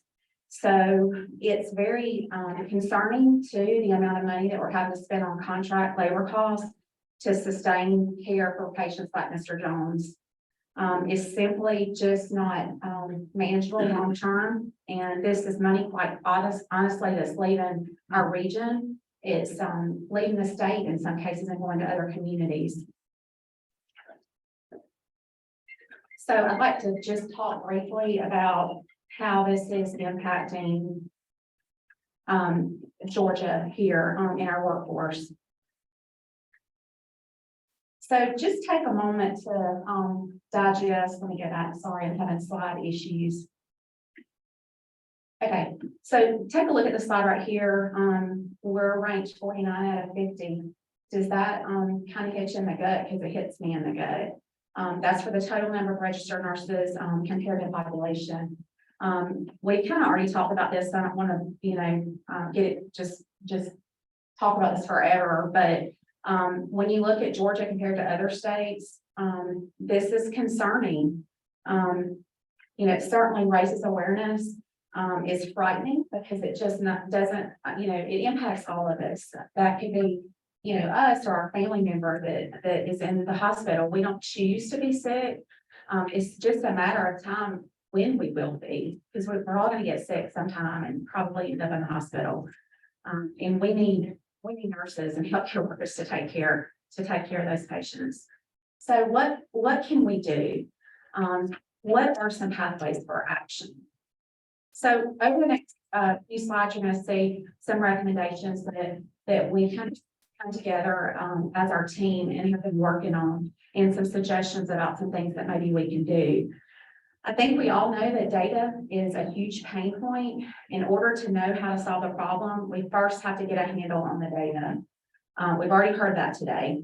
We feel that by looking at the data points for the nurse educator pipeline, not just in K-12, but also in higher ed, and then also looking at the data in the workforce, and not in recruitment and in retention, that we can actually gain information that's going to be essential.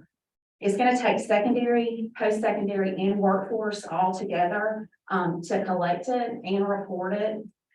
In working in my role in the system, I very much see that there's gaps between all of these entities. There are some key data points that we could begin to collect that would help us with that pipeline, and it would help us to work to fill those workforce needs. I'm gonna get to that in just a few minutes. Okay, so recommendations for hospitals and health systems. Well, first and foremost, gone are the old approaches. We have to be willing to share in order to find long-term solutions.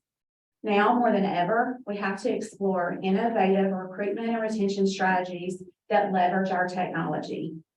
Hospitals have to be willing to swim upstream to expose young people to jobs in healthcare and get them excited about it. We can do that by offering them internships, apprenticeships, and funding to help pay their way. Finally, hospitals can't turn their head to the real issues that face mental health. Things like bullying that have gone on for years, workplace violence, which is rampant these days. And all of these mental health issues seem to have cropped up worse after COVID. So we have to create that supportive work environment inside our hospitals in order to retain them. There's much that we can do, tremendous opportunity, I think, in the realm of higher and lower education. We need to think about how we can make nursing education exciting for nurses to get more students enrolled in the program. It starts right there. Nursing schools across our region and our state, we talk about general lack of preparation in terms of math and science. These are real issues. We need to be having conversations with our high schools, middle schools to talk about how we can bridge these gaps. This starts early. We should work together to explore salary differential opportunities, to examine admission criteria, to establish student mentoring, that's huge, and create pathways in high school that will lead to needed jobs in healthcare. I talk a lot about the things that we can work to change in terms of data collection and at the hospital and system level and in secondary and post-secondary education.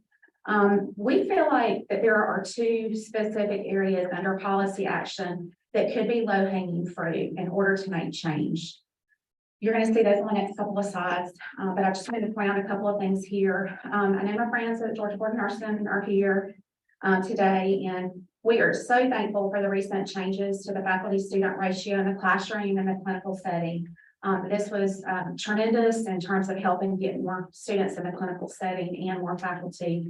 But I do wonder if we could continue to explore further how part-time faculty can be factored in to offer tangible solutions as well. Many health systems are willing to help, and shared faculty could be a tangible solution. Should we also look at potentially reviewing teaching credentials in order to respond to this crisis? In addition, from a social and economic perspective, maybe we can think about state-sponsored incentives for nurse educators. So these kind of get into the specific recommendations. One, we've already heard much about this, is our data dashboard. And quite honestly, if we created a comprehensive data dashboard that would accurately reflect all of those points that we've already mentioned, the student pipeline, the nurse educator pipeline, nurse recruitment and retention, all of these things that maybe are collected by statewide entity or agency that can house and report on that, that can house the data and report on it, could really be beneficial. We have been working on a data dashboard wish list, which is reflected on here. And I've got some specific things around that. For sake of time, I can't really go into all of that today, but they do include data points, descriptions, and advocacy pathways, if they exist, and if so, who collects that data. And we could provide legislative language and a list of data collection questions for consideration. Secondly, we could fund service-capable homes under existing Georgia statute. And I'm not going to read to you. It's right here. You can see which one we're talking about. But this particular one if we amend that existing statute to explicitly include nurse educators and create a recurring general revenue line item in the state budget, then this could help to get more nurse educators into that, into the setting, and we could promote it. And maybe this would create some interest for people to go into nursing education, because we're not going to get through this problem without solving the nurse educator problem. So my favorite part, our commitment, what Phoebe's done to address some of this healthcare workforce shortage. I don't think it's any secret that we've been very progressive and forward thinking in our strategy. And so I'm kind of excited to share a little bit of that with you. We definitely have a history of investing in medical innovation here at Phoebe. You're sitting in it. Our state-of-the-art simulation center was a $5 million investment into workforce development and education that our health system made, and it certainly has been making a difference. These are all students on this slide that have been in our facility or that are part of our partnership strategy. The ones in blue, those are our College and Career Academy students that are here in the CNA pipeline capacity. I'll talk about that in a minute. The white uniforms are Albany State nursing students. And then those lime green are nurse externs. Those are actually employees that are here at Phoebe that are in nursing program. We have partnerships with all of these entities here, and just kind of go into a little bit about it. But collectively, we've invested over $3 million into our schools, and that's not just college, that's also high school. Each partnership looks a little different. They're very unique. We have partnerships that pay for faculty. We have partnerships that pay for clinical instructors. One even has a Health STEM Academy summer camp. And we just had our second year of that and had doubled our enrollment from the previous year, and just amazing results about kids that want to go into healthcare after that experience. We're pouring into EMT scholarships. I know emergency medical services on the agenda today. That's definitely a need in our community and our state. And that's with 2 of our partners. We're doing that as well. We also identified and coming to the table to talk to our partners that biology is a huge problem. And so we were able to even pay for some biology instructor help, because we wanted to try to help retain students in program. We also have on this slide, I think, Fort Valley State University. They're starting a new nursing program, and some people might think that's a little ways from us, but it was worth the investment. And so next year they'll start their 4-year program, and we're really excited about that. These are just some continued partnerships here. Georgia Southwestern, I wanted to highlight them. We talked with them about the need to start an associate degree program, and they did. And so the program started this semester, and they have students now enrolled in that program. So every one of these schools has, we've just come to the table and we've asked, how can we help, and how can we get more students in your program? And that's what it takes to move the needle. It really does.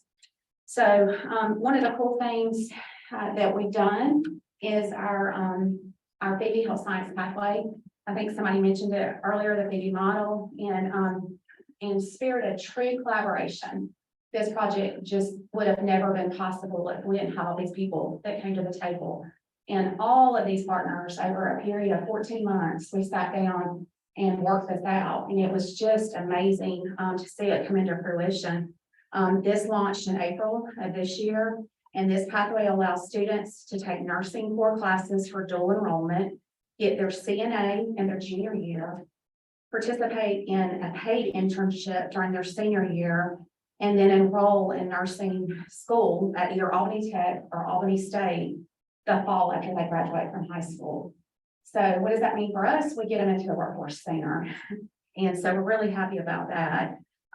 Again, with this program simultaneously, we worked on the CNA program. And those students are coming in during their senior year doing that internship. And so we actually started doing that before the governor released the pilot program with $800,000 recently.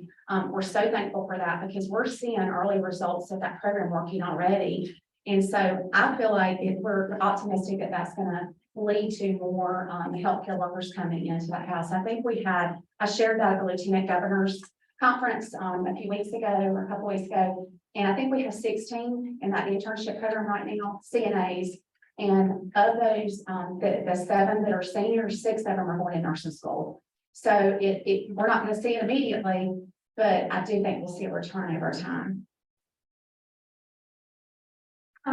This slide here was really I kind of wanted to highlight that we were able to come together collaboratively in our region.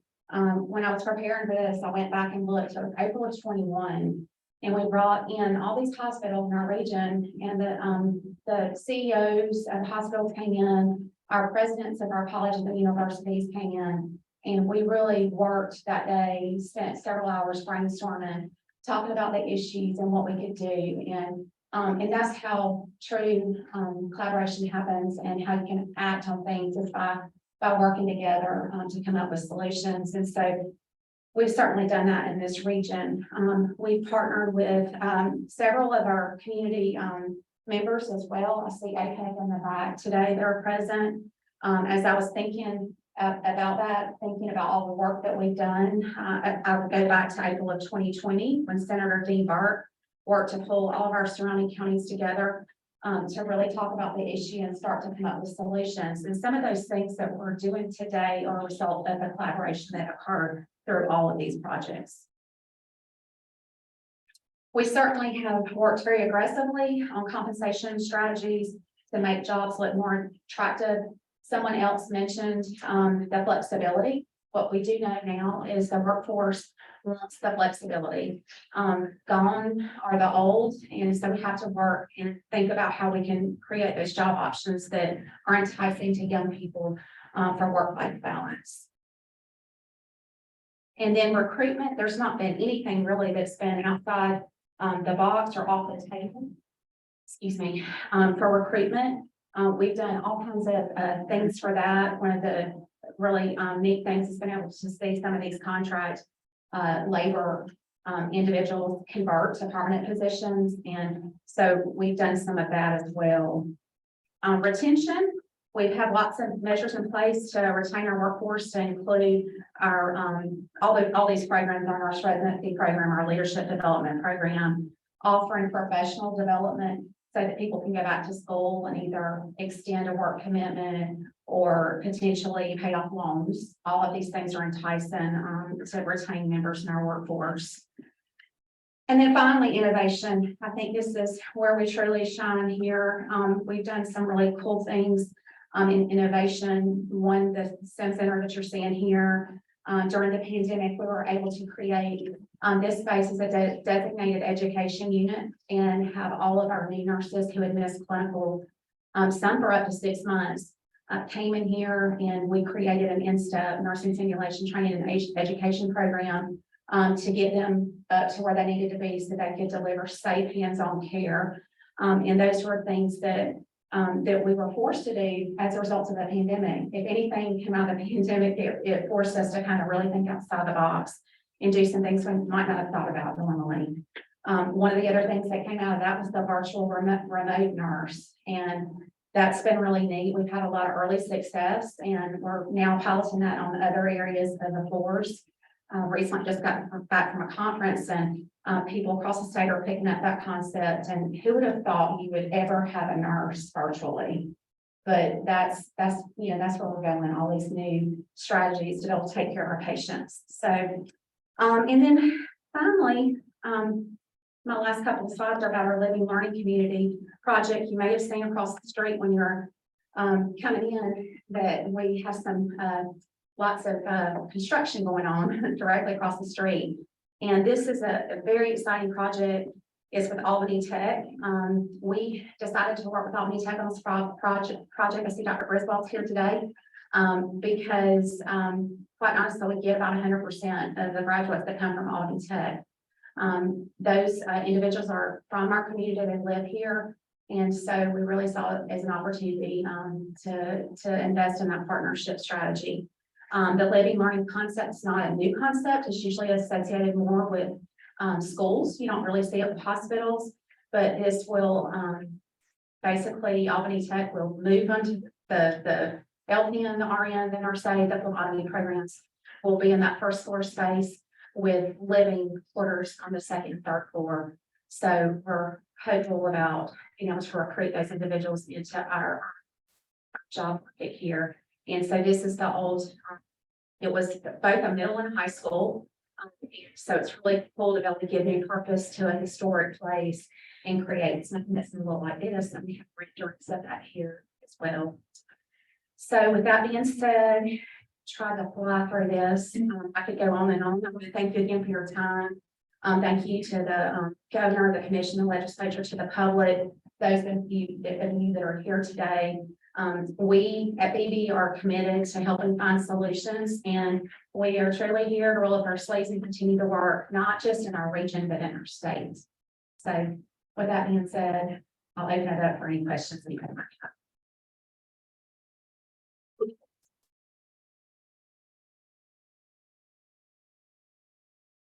Any questions for that? From the commission member? This is. We can hear you, Ms. Chapman. How are you? The slide that you put up in regards to the regulatory in the front end.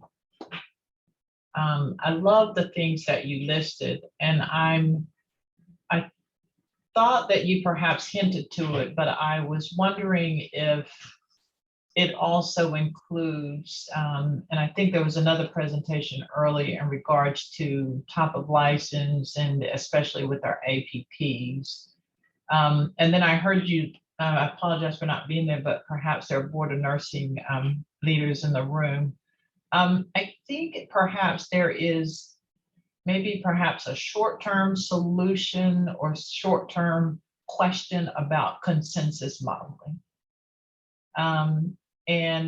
This may not impact all hospitals and entities, but I've heard feedback in regards to the implementation of that in the short term, the number of people perhaps that model impacts that would be required to pull out of what they're doing and go back to school in already current vacant and short-staffed entities. Any thoughts on that? Are you referring to APP specifically? Is that, I just want to make sure I'm understanding your question. Yes, I'm understanding from some of my constituents that the consensus model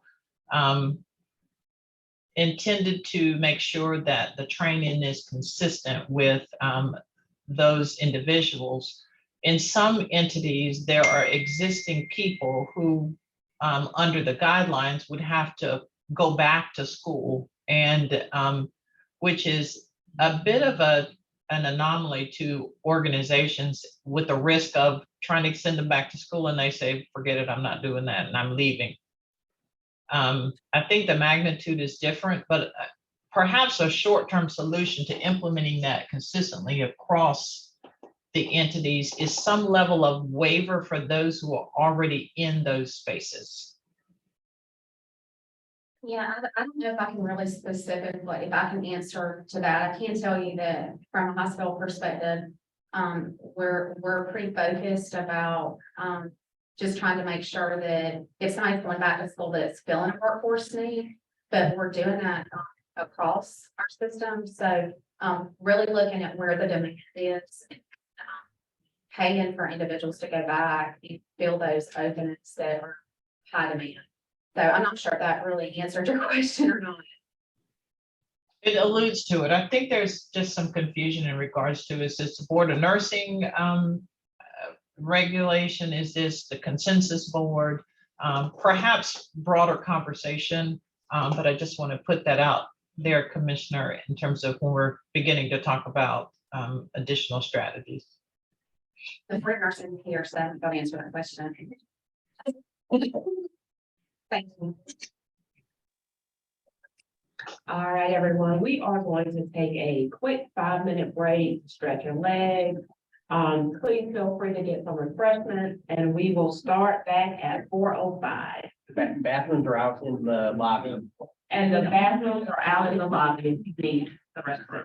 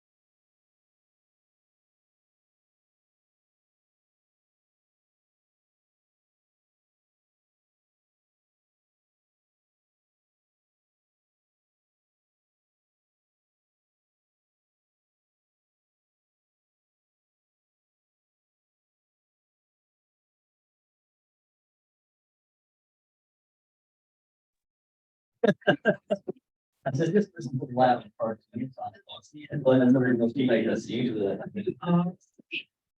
Thank you. Started with the second part of our forum. Our next presenters are from two organizations. We have Patricia Horton, who's the Chief Executive Officer of the Georgia Center for Nursing Excellence, and also Matt Paceman, who's the Chief Executive Officer of the Georgia Nurses Association. Welcome.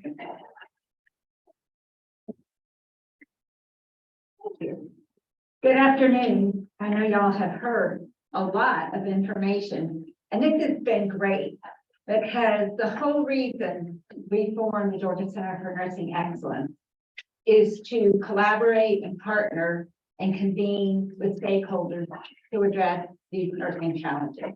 So I'm going to speak primarily about nursing because that's my background, and this is the Georgia Center for Nursing Excellence. So I agree, we do have an industry crisis, and there's more to a team in many of the places that you're working than nurses, and those individuals are just as important. So these presentations have been great, and they kind of lay the foundation for what I'm going to share with you today. Our vision is to make Georgia the best place to retain and recruit nurses. We're the #1 state to do business, and we need a thriving workforce. So we need nurses who are several contributors to that. So I'm going to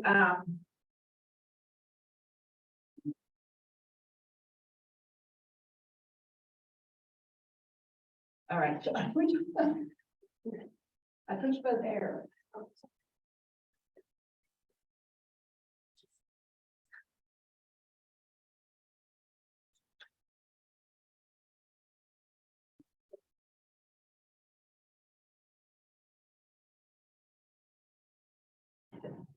Okay, so. I know you've seen a lot of information about staff nurses, bedside nurses. But I also want to point out on these slides, and this is a survey that was done not too long ago, that we are just as challenged with nurse managers. And nurse managers are essential to having a thriving workforce because they support those individuals and they remove the barriers so that they can take care of patients. And as you can see, during the effect of the pandemic, 40% of RNs had decreased satisfaction and 41% of nurse managers had decreased satisfaction. And nurses report being burned out, 35% of the nurses report being burned out, and 33% of nurse managers. So this is a very important conversation to consider nurse managers because right now, most of our facilities are having a challenging time encouraging nurses to move into leadership. This is another part of this survey is that the good part is that still 71% of nurses would choose that profession again, and 81% of nurse managers would continue to choose the profession. This is some national data, but Georgia runs pretty close to a lot of the other national data as well.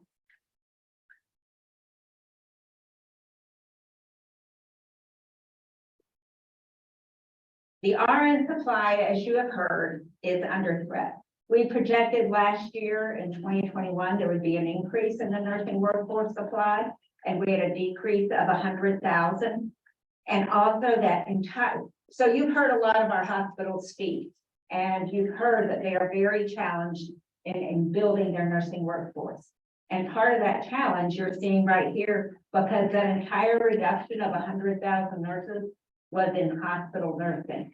And we know, based on data that we collect, in our first, second, and third year of RNs in the workforce, we lose almost 30% of our nurses by their third year out of nursing school.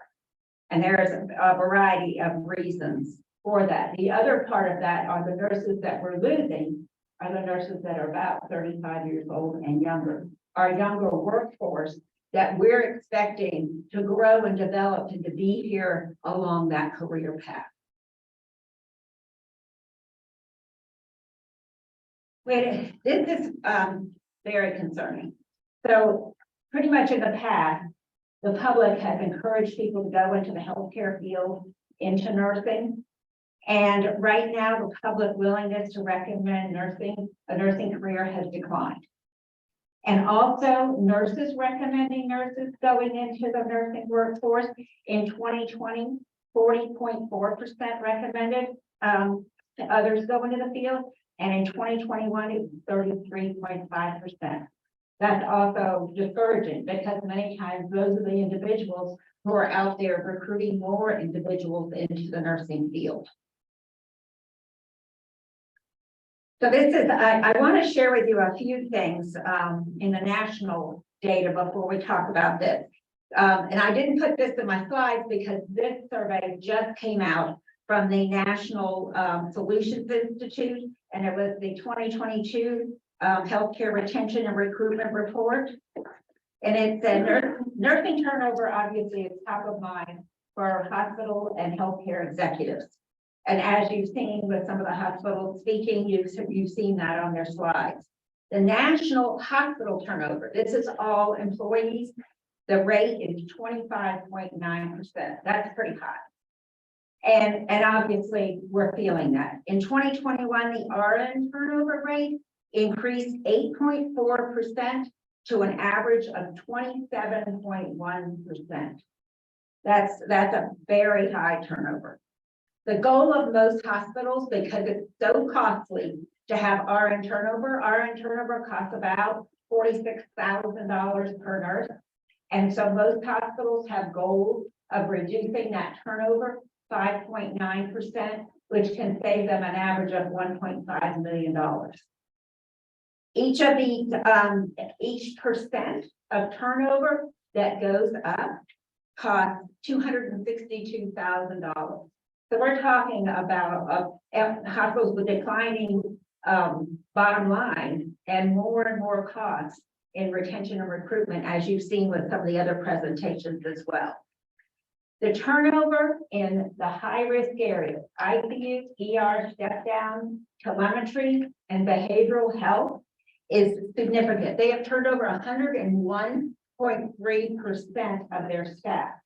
And in 5 years, they turn over their entire staff because those are very difficult places to retain people, burnout, and a variety of other things that you see with that. Right now, the RN vacancy rate in many places is around 17%. So and also I just want to say, we've talked about CNA and we've talked about PCT. We focus more on the RN, but that is part of the team to allow nurses to work at the top of their license in whatever area they work. So you're relying on CNAs and PCT. Right now, the turnover for CNAs is 35.5%. They are also part of your pathway of moving people into the nursing profession or even respiratory therapists. And turnover for PCT is 38%. So it's very high for that group of individuals as well. And 60% of clinicians right now say that their teams are understaffed. And that's one of the challenges that we face, particularly in hospitals and trying to retain staff. So this is data that came from another survey. And when you look at it, they look at opportunities and work environment. And Georgia ranks 42nd as the best place to work as a nurse. But that's not where we want to be. So we have work to do. Georgia ranks 43rd as the best state for mothers, and 88% of our nurses in the state of Georgia are female. So y'all were talking about data. Another reason that we formed it, I call it GCN, Georgia Center for Nursing Excellence for short, was because I've worked in hospitals for over 30 something years, almost 35. And the remainder of my career has been in workforce development. I worked for the Georgia Hospital Association in that area for 6 years, and now with GCNE. And one of the things that we always talk about is we don't have nursing workforce data. We're talking about a database that's larger for healthcare. So we decided to apply for a grant. We received a grant to start a nursing workforce interactive database. So on our website, there is an interactive, the beginnings, it's the foundation. It's the foundation of having more nursing workforce data. Now, there is nursing workforce data through the nursing licensure effort, and the Georgia Nursing Leadership Coalition works with the board and the Georgia Healthcare Board to analyze that data. But beyond that data, we needed more. So I've worked with Neighborhood Nexus, and we have an interactive dashboard on the website that's available to anyone to use. And what we want to do is use that as our foundation and continue to build and grow the data that we need and that we can collect and make available so that our employers can make good decisions about workforce. So this is what you see here. And it changes pretty much on a daily or whenever they post it, but there's 176,804 nurses registered and licensed in the state of Georgia. But what you see is 57% of the nurses, 101,000, work in the state of Georgia in a licensed position. And there's various reasons for that. There are people who are retired who maintain a license, but they don't work. There are people who maintain a Georgia license, but live in another state because they don't want to give up their license. There's the compact, you can work in the state, or because of the compact that we have with, it's 30 something now, I don't remember the exact number of states that are part of the compact. So you can go to those states and work in those states versus working in Georgia. So there's a variety of reasons, but it just shows you that it is not all 176,000 of licensed nurses working in our state. This gives you the breakdown of RNs, that are licensed and working, and LPNs that are licensed and working. And as you can see, a majority of our nurses in the state of Georgia work in hospitals, 60%. And, you know, many nurses who come out of nursing school, most nurses who come out of nursing school, go into a hospital initially to get to either work because that's where they want to stay and work long-term, or to go into the hospital and get a good experience so that they can do something else in the profession. So, and then you can see, as you go down, there's other areas, obviously, that nurses can work in a very flexible profession where you have a lot of opportunity. So this is an interesting slide. This shows you from 2010 up to 2021, and we're continuing to collect data. But this shows you how many job postings there are across the 6 regions. So we've divided the state into 6 regions because we feel very strongly that not everything we do in Atlanta works for everybody else in the state. And we want people involved and engaged in each of those regions to be able to work on their own solutions, because some of those challenges are different. Some may be similar, but the solutions may be different. So you can see in 2021, there were over 76,000 postings for nurses in across the state. And you can see it by region.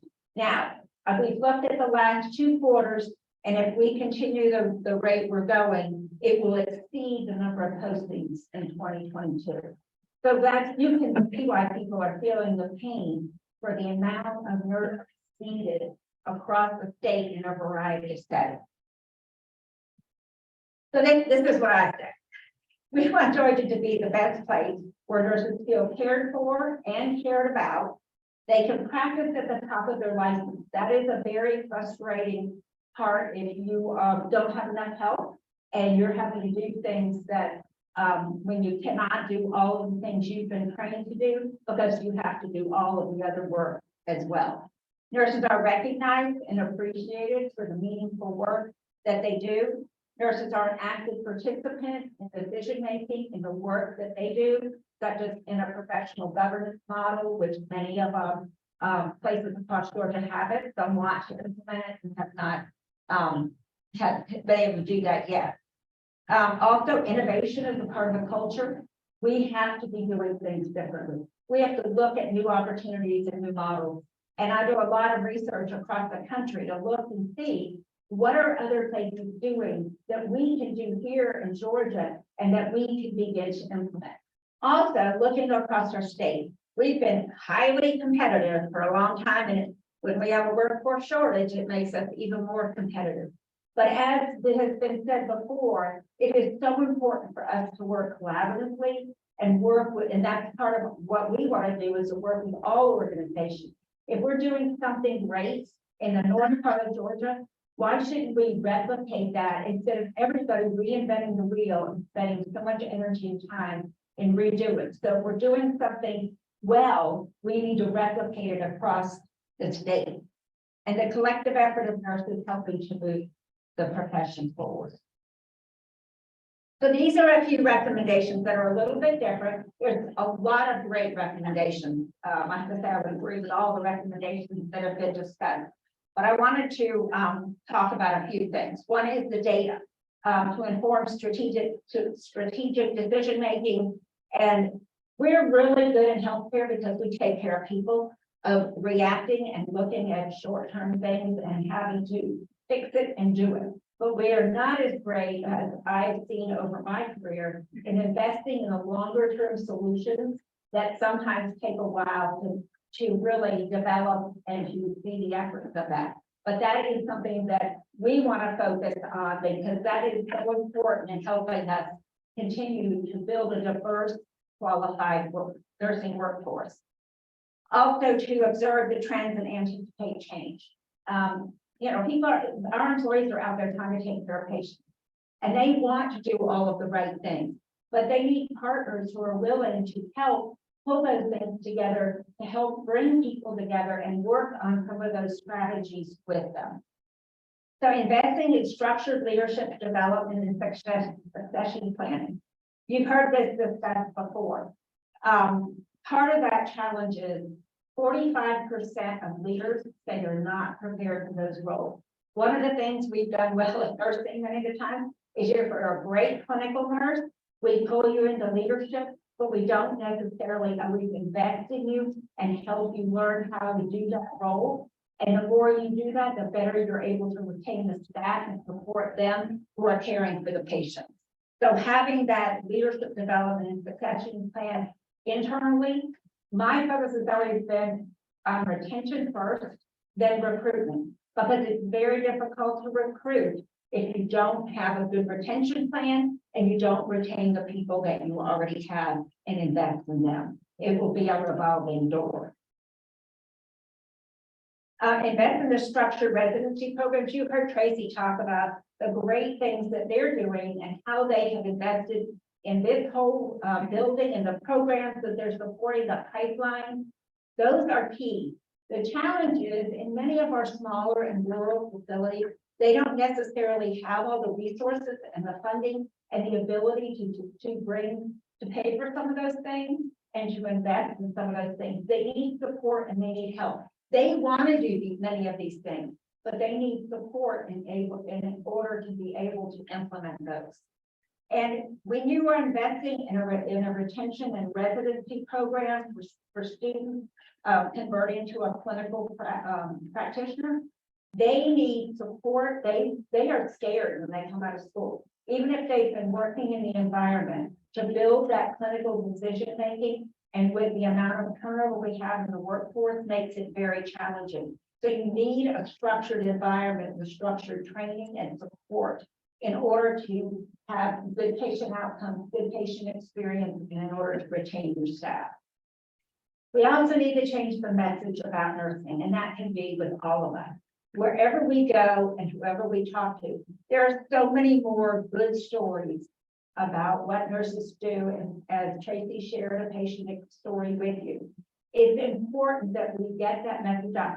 I've been in this career for over 40 years, and I have loved being in this profession. And one of the reasons I'm doing this now is I want others to be able to come into this profession and have the meaningful work and be able to continue in that profession and not have to leave and go into another profession after this is what you desire to do.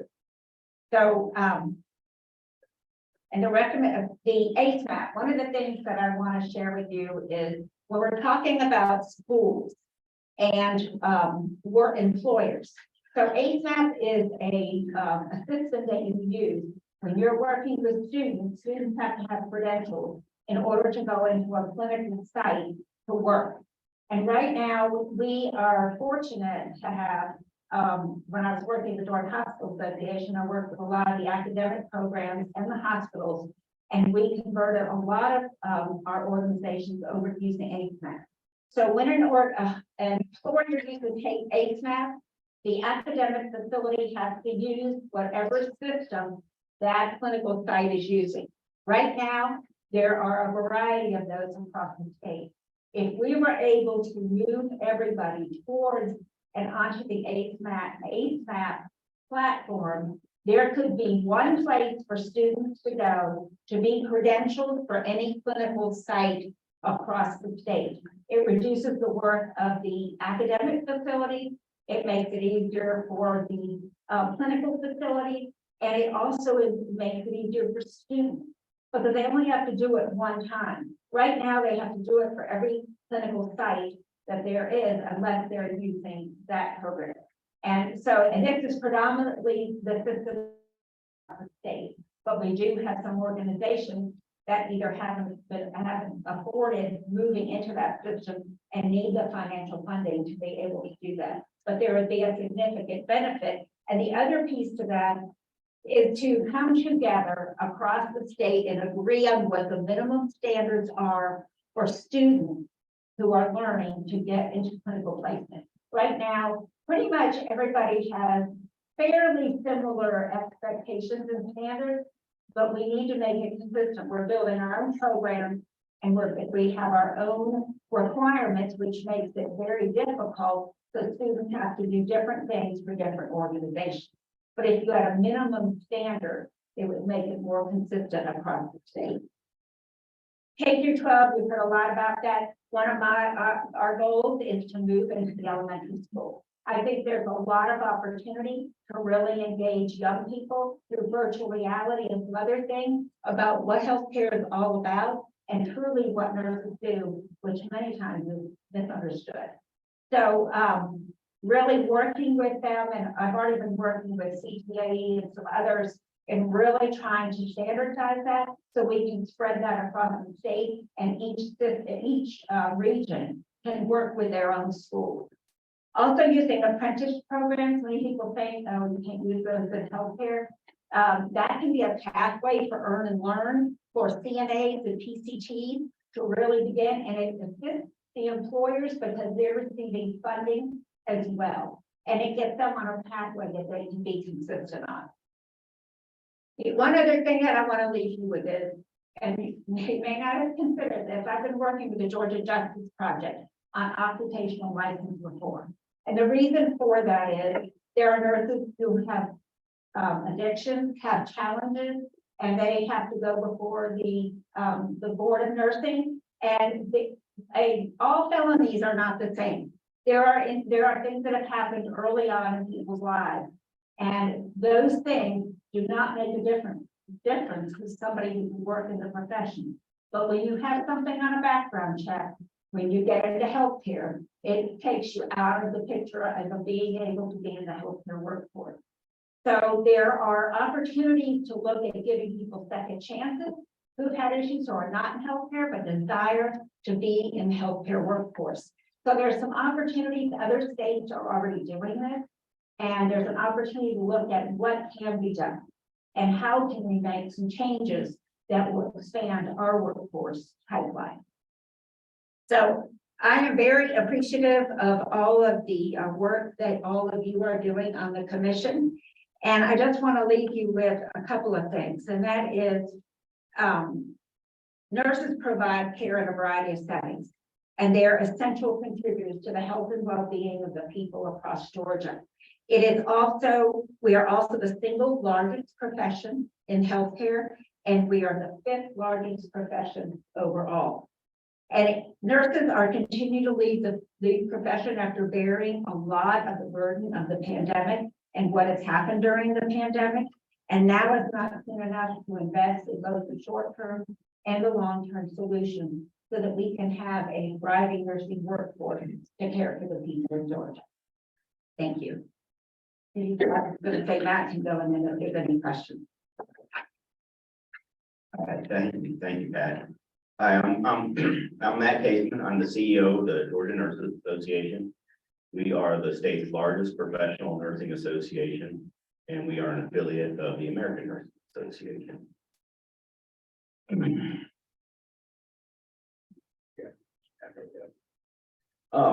I need to say this first before I begin. GNA has been and will continue to seek partnerships with hospitals, nursing homes, doctors, physician assistants, and all concerned stakeholders to alleviate the nursing shortage. We're under no illusion. I don't think the hospitals are going to solve this alone. The nurses aren't going to solve this alone. It's going to take a collaborative effort, and unless we work together, we're not going to solve this. So I will say that up front. Honestly, sometimes we don't agree on issues, but we need to agree to come together on these issues. They're too dire for the state. That being said, I'll go right into what the nurses are saying. We do a legislative survey every single year, and we ask them, a variety of questions. What issues are important to them? What would they like us to advocate on their behalf at state capitol? Every single year, the #1 issue is safe staffing and patient safety. It's usually followed up by protections for nursing staffing and workplace violence. This year was nursing workforce, recruitment, retention, data collection, and APRN scope is always included in that as an important issue. Nursing workforce solutions.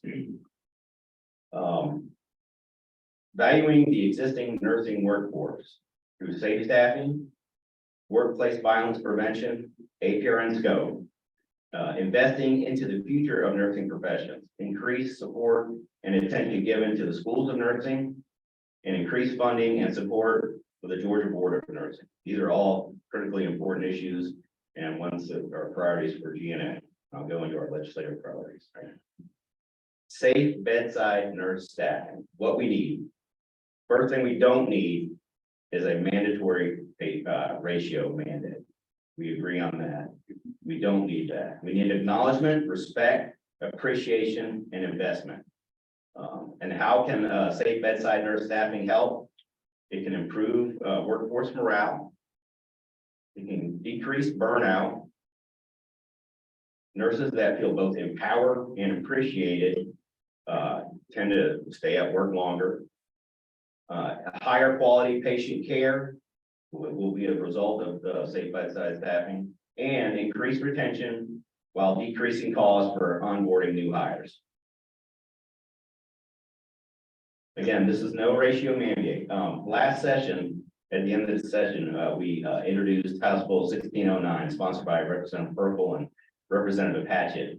We did this as a way to kind of be able to talk about it at meetings such as this. We knew there was going to be some study committee coming up, and we wanted to have this on everybody's radar. What this does, it's the creation of nurse staffing committees. Requires that nurse staffing committee composed of members, representatives of the types of nursing services provided be established as a standing committee of the hospital. The committee's composition includes chief nursing officers, and at least 50% of the committee members will be RNs that provide direct patient care during at least 50% of the work time, and are selected by colleagues that also work in direct care at least 50% of the work time. The nurse staffing committees will meet at least quarterly and develop recommendations to hospitals' governing body for a nurse serving services staffing plan. Some hospitals already have staffing committees in place, and we do realize that, but I think it's time to stay alive. Hospital obligations to nurse staffing committees. Hospitals must adopt a written nurse services staffing plan in order to ensure that there are adequate number of skilled mix of nurses to meet the needs of patients that considers recommendations of the nurse staffing committee. The NSSP must be utilized as a component of setting the nurse staffing budget. Nurses are informed at the beginning of each shift with the current staffing level for that shift relative to the levels prescribed in the nurse staffing service plan. Annually reported, hospitals must also annually report to the Department of Community Health on the existence of nurse staffing committees and the nurse services staffing plan. From the Department of Community Health, they must maintain a secure online portal to be used by hospital staff to report unsafe staffing conditions in any hospital. And they must direct the Division of Healthcare Facility Regulation to investigate all reports of unsafe staffing conditions at a hospital in order to determine if there is non-compliance with that hospital adopted in the NSSFP. Establishment of an advisory commission, a 9-member commission which is convened annually in order to evaluate the effectiveness and outcomes of a nurse staffing committee. They must submit a report that includes recommendations from any further legislative action that would improve the working conditions for nurses and quality of care for patients in Georgia hospitals. And this commission would be appointed by the governor, president of the Senate, and the speaker of the House. 5 minutes ago. All right. And these are some states around the country that have passed state legislation requiring hospitals to have either staffing plans or committees to ensure safe nursing staffing. All right. Workplace violence prevention. What we need, acknowledgement that the healthcare workers have an increased likelihood of being assaulted at work. This should be all unacceptable for any of us. I mean, the horror stories we've all heard are terrifying, and if you don't feel safe at work, you're probably not going to stay in the job. So a standardized process and level of expectations regarding how workplace violence at the bedside is addressed and managed, how it can help. deterrence through awareness, boosted morale and overall lessened burnout, and mitigating fear associated with the absence of a defined process for reporting workplace violence. And we're actually looking towards Louisiana. They've recently passed legislation that we think is worthy of taking a look at. And on June 15th, Louisiana Governor John Bel Edwards signed House Bill 312 into law. Louisiana House Bill 312 was a bipartisan and passed with overwhelming support from both parties. House Bill 312 was also supported by the Louisiana State Nurses Association and Louisiana Hospital Association, and was used as a necessary step in the right direction toward securing healthcare facilities against workplace violence. And Georgia can stand with healthcare providers through the passage of similar legislation. Workplace violence prevention recommendations. It requires the posting of certain cautionary signage at licensed healthcare facilities. I know some facilities are already doing this. It requires that hospitals develop a healthcare workplace violence prevention plans and orient all staff to the details of said plan. It requires that acts of workplace violence occurring at a licensed healthcare facility be reported to proper authorities by the healthcare facilities on behalf of the staff person assaulted. It ensures a process for reporting workplace violence that precludes retaliation against staff at a licensed healthcare facility. It requires that the Department of Community Health maintain public information on its website regarding healthcare workplace violence. It also authorizes enforcement actions by DCH for non-compliance by a licensed healthcare facility. We also need increased support for schools of nursing. Nationally, I think the stat was already mentioned, nationally, over 80,000 qualified candidates for nursing schools are turned away due to a large part of shortage of nursing faculty. I haven't talked with dean or director or any nurse faculty that doesn't have positions that they can't fill at their school institute. And in Georgia, all programs educating nurses have vacant faculty positions struggle to seek potential new nurses due to shortages and attrition of faculty. We need to invest in the schools of nursing and how it will help. An influx of funding will provide competitive salaries for faculty, program and faculty expansion, and increase the number of qualified potential new nurses educated annually. And we can pay for this because we have 150 million left over from the American Rescue Plan, and we can utilize those funds to help pay for schools of nursing to invest in their faculty. Here are some examples of some other states and what they've done around investing in their schools of nursing. I can let you all. New Mexico did 15 million in recurring funding via endowment for nurse faculty. Wisconsin, 5 million budget allocation for nurse faculty, and time's running out. But, and I think Tammy's going to address this in her presentation, but we are very supportive of the Georgia Board of Nursing.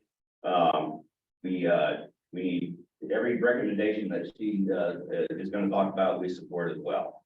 And lastly, on to the scope of practice.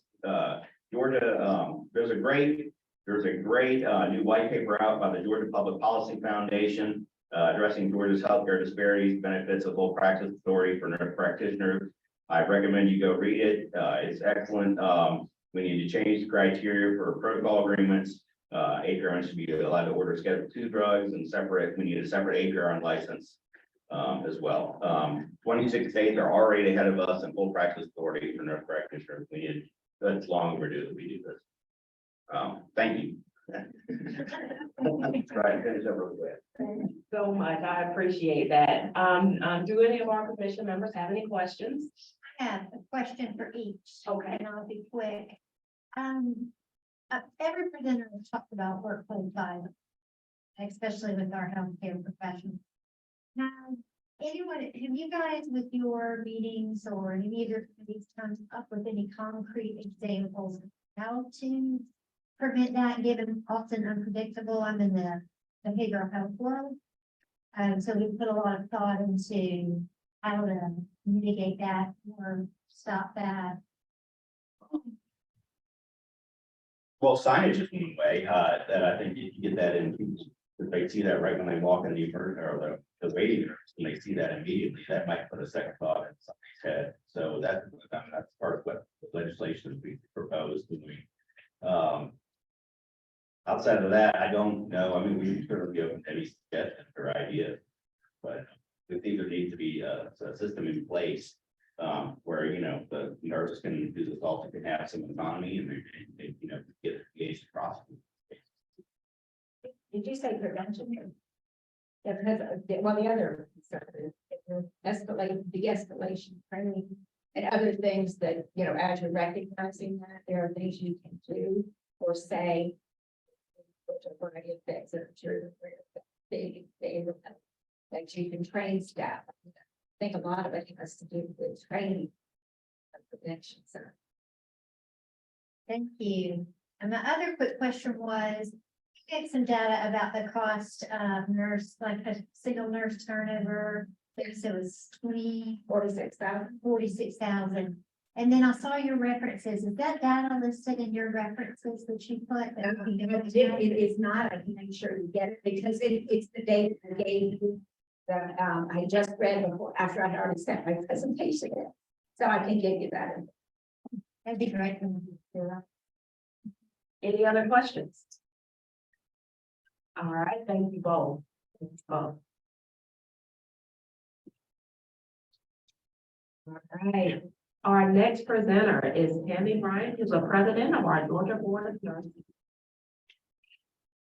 Well, I understand I'm probably the last speaker and the only thing keeping you from supper. I'm not. Okay, well, I'm still gonna. Well, thank you very much for having the Board of Nursing here today to share some information with you on what we think are some ways we can help with the nursing shortage. Just a little bit about me. I am an educator. I sit in the education seat for the Board of Nursing. This is my 4th year on the board and my 2nd year as president. I'm the Dean of Nursing at Southern Regional Technical College down the road in Thomasville. So to say that education is my heart, you may hear me speak to that a little bit more than I probably should have today. So I'll try to direct that. Hold on. Okay, so just a little bit about our mission that I just wanted to be aware of is that the board's mission is to protect and promote and preserve public health. So anything that we focus on at the Board of Nursing is to make sure that we are providing safety to the public health. That is our ultimate mission. We take what we do, we divide it into what I say as 4 pillars of nursing regulation. This is my favorite slide of all. Those 4 pillars include number 1, education. What do we do in that role? We're going to talk about that in the next slide and the number of education programs that we regulate. The second item that we do is licensure. And so we make sure that all of those applications that I'm going to give you numbers on, that we make sure that those nurses are getting licensed and can stay licensed inside the state of Georgia. We spend an entire day on discipline. So on our days, we have a 2-day meeting. The first day of our meeting is nothing but disciplinary cases. And so we work anywhere from 35 to 50 disciplinary cases at every one of our meetings. And so disciplinary cases can be anything that a nurse may have had a complaint about. We'll go through that briefly. And of course, we deal with practice as well. Currently, I'm going to do this. I'm a teacher, so I got to stand back. So currently, we have 139,495 registered nurses. As of this week, 30,385 licensed practical nurses, 20,132 advanced practice nurses, and 85 nursing education programs that we regulate monthly. Out of our 85 nursing education programs, you will see there how they are broken down between LPN programs, ASN programs, BSN and MSN programs for a total of 85 programs that we are currently regulating at this time.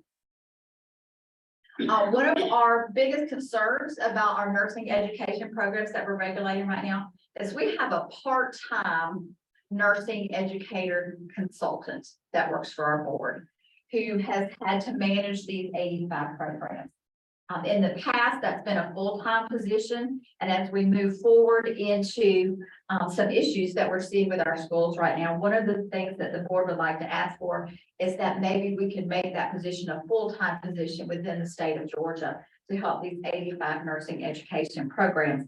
Out of these 85 nursing education programs right now, you have 23 schools out of those 85 that are pre-licensure schools that have not met their 80% board passage rate.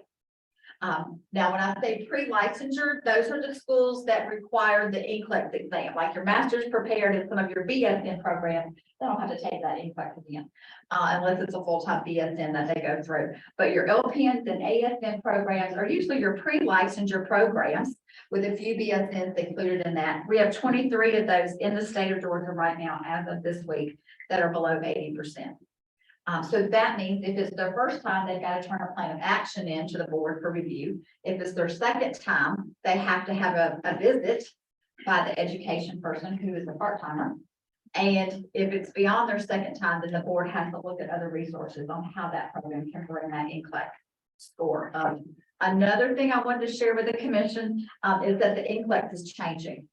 As of May of 2023, the NCLEX is going to what is called a clinical judgment model. That means our students will take that traditional exam that used to be multiple choice, select all that apply.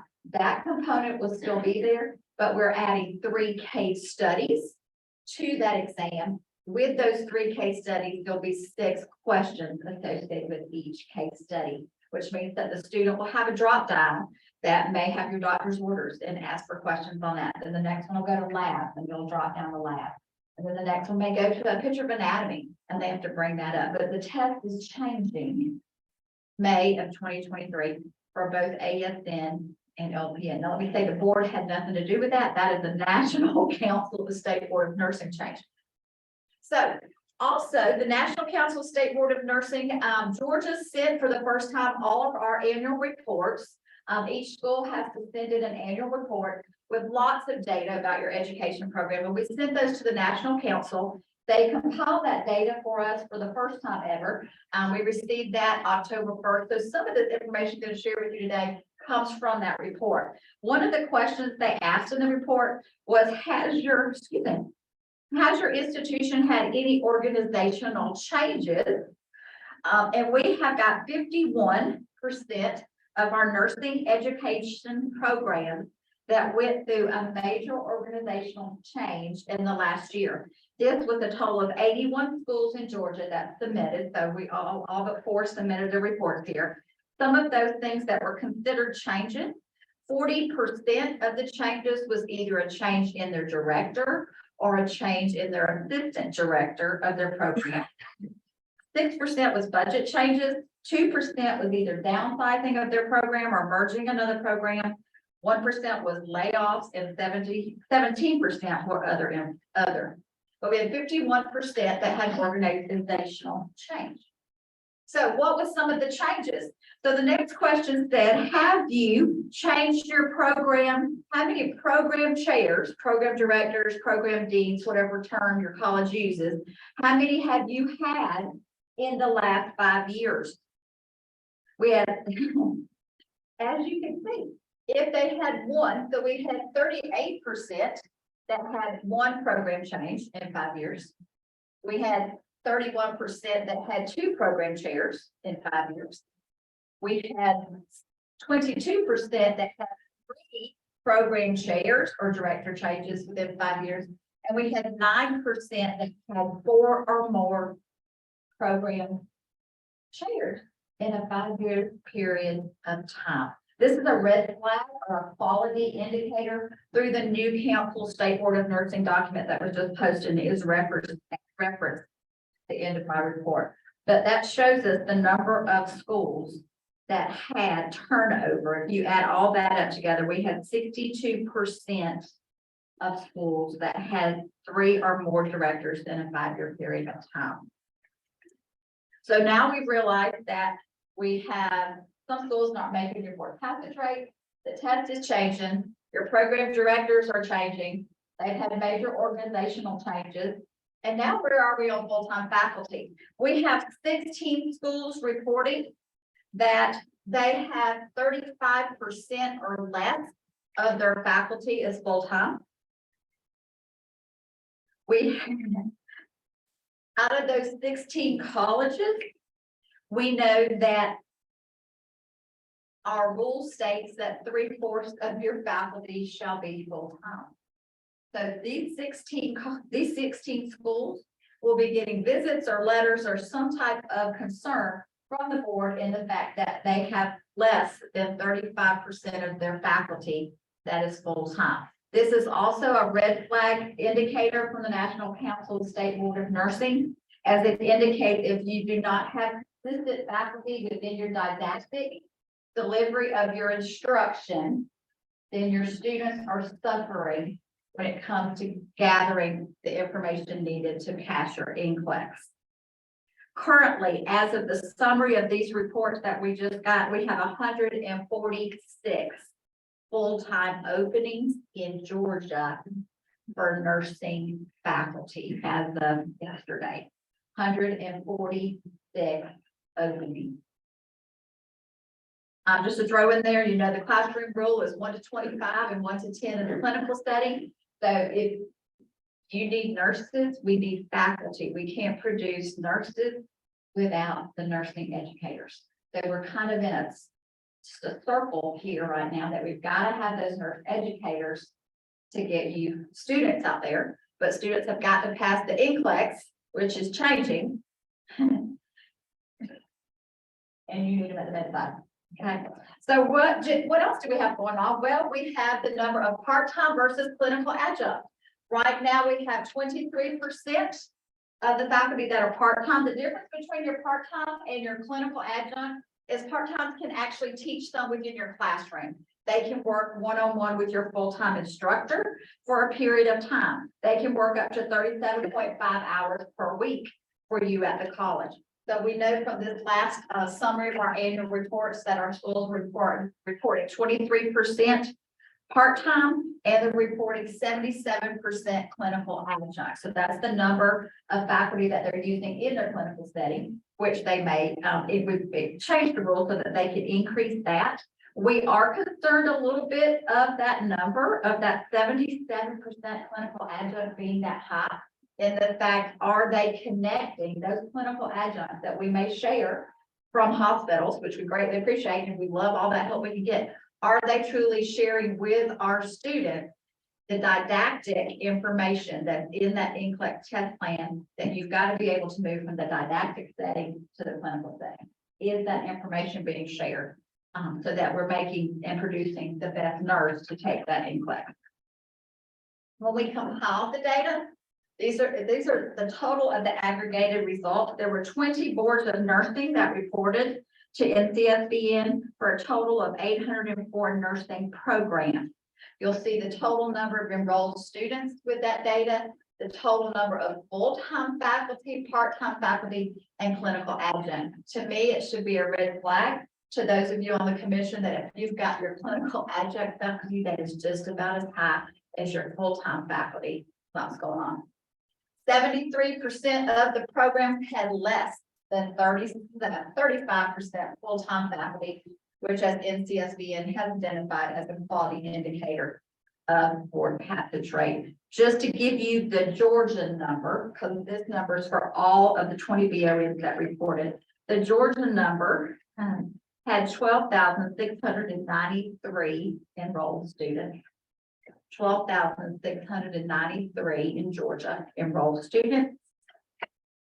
We graduated in Georgia 3,461, which left us a completion rate of 27.2.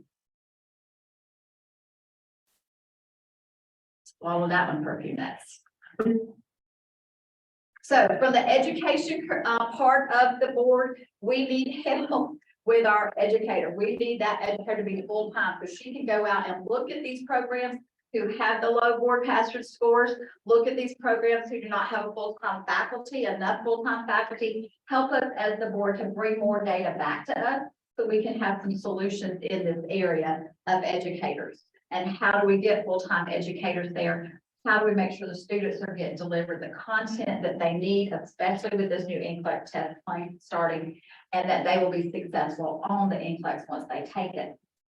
Some more things that the board does, and I know you've got education questions, I can see it on Dr. Little's, she's holding it 2 back. pages, we're good. What else does the board do? The board works applications, and I apologize for these numbers being so small for you. So from January to now, we have worked 2,984 LPN applications, 19,783 RN applications, for a total of 22,776 applications from January to now. My concern here is these applications, I mean, this is what your graduate students are filling out. This is where they get their background check, this is where they send all of their information to the board to get processed. We have 6 full-time people at the board working 22,767 applications year to date. So in the past, it's taken you about 10 days for a student to get an application completed and get their free pass to go to sign up for their test. At the current time, it's taking anywhere from 20 to 25 days for those applications to be processed. A license issued. How many licenses have we issued? To date, we have issued 21,295 licenses issued to date in Georgia. You will see that that number is a little bit lower than what we have been doing in the past. The biggest drop to me was with our LPNs, and I'm wondering, this is just a teeny bit, I'm wondering if that has to do because LPNs are making really good money right now in the field, so they're not wanting to go back to the RN, so we may be seeing them just kind of stay consistent. So in those 2 slides, the board would ask for more help in working those applications so that we can get those processed faster. We currently have a call center for 2022. We've answered 7,354 calls compared to the full years that you've seen there. We have no designated nurse answering this call. So I want the commission to know that when your student calls and they say, I called the Board of Nursing because my application hadn't processed, they're not talking to the Board of Nursing. They're not even talking to a nurse. They're talking to a paid person to answer the phone. What that happens is that person's not a nurse. They don't know the process of the application. That is only slowing down our process to get those people solved. So that 7,354 were actually nursing calls. That just wasn't call center calls. Those were ones that called in with questions for nursing. So we're asking today that could we, because in the past they have had someone that was a nurse who specifically took these calls that could address them, that could filter them, instead of writing a note or sending an email to someone else that's only delaying the process. We also then deal with complaints. So for FY22, and it says FY22 because we started over again in July, we had 1,847 complaints. As of July 1st till today, we have had 518 complaints. We have 4 staff that work complaints inside Secretary of State's office for the Board of Nursing. This just tells you how to file a complaint if you're not aware of how that is. There is a website out there that you may file those complaints at. Any complaint that's filed with the Board of Nursing has to be addressed, has to be reviewed. Some of the complaints that we see, it may be action in another jurisdiction. It could be arrest, conversion, diversion, DUI, fraud. We have seen a lot of patient abandonment during the pandemic. We have seen a lot of unprofessional conduct during the pandemic and a lot of substandard care complaints coming in during this time. So the board has to review each of those complaints and we can provide them with some type of discipline based on what the complaint was. They may get some type of letter. We may close the case with no action. They may get a letter of concern. They may get an investigative letter that would ask them to do courses. Or if it's something that has actually been tied into diversion, then they may end up with a private or public consent order with some monitoring that they have to do to complete that process. The board is asking legislation to look at us and discuss with us an alternative discipline plan. There are 3 states that do not have alternative discipline plan in place, and Georgia is one of the 3. This would allow your nurse to self-disclose before they reach the point of it being a major diversion issue or result in arrest or result from being fired from an institution. This would provide them an alternative way to disclose, get treatment through an organization, and hopefully prevent them from having to be under a public consent order. Not all cases would fall under this. There would be some cases that were so severe, they would immediately come as a complaint to us. Those that nurse has identified early on that I might have a little bit of a problem, I have a little bit of a problem here that I get a handle on, they could go through this program before they ended up being arrested. But we've got to have legislative support to move this through. Speaking from your perspective in regard to mental health and our nurses, they're gonna need that mental health support. There's a lot of them that are having issues with this. If we can help them this way, they can stay employed, they can stay in the workforce. If we don't help them and they end up on public consent orders, then there's gonna be restraints on their license on what they can do, or how much they can do, or what areas that they work in. So this is something that we're asked in legislation to help us on. We're in the process now that we need to fill out the application for Bork's office. And so anybody that can help us with that process, we would greatly appreciate it to move that forward for our nurses in the state of Georgia. These are just some legislation, House bills that are out there in the process. Most of them deal with your APRN. Let's talk about the compact here, your states that are in the nursing compact. That's our number, 58,296 nurses have compact license. Now, what I don't know, and I asked about this earlier, is how do we track that nursing compact license in Georgia? So if I have a Georgia nursing compact license, am I staying in Georgia or am I leaving Georgia? Because I could make more at another state. Or we have other nurses that have compact license in Florida, Alabama. Are we drawing them in or some of these drawing out? So we need to look at that when it talks about workforce data and where are those with nursing compact license going? I think probably the easiest way to track that is to ask a simple question about your living zip code and then list the top 3 zip codes of where you work. And then we can kind of determine if they're staying in Georgia or not. Here's some more resources. Please review this article. That's where the actual evidence-based quality indicators for nursing education programs just posted with the NCSBN. The annual reports will post out as an open public document soon as well. But in summary, the board would like to ask the commission to consider a full-time educator, call center help, more employees to work our applications and help in the licensure and complaint area, and support from legislation in moving forward with alternative discipline program. Questions?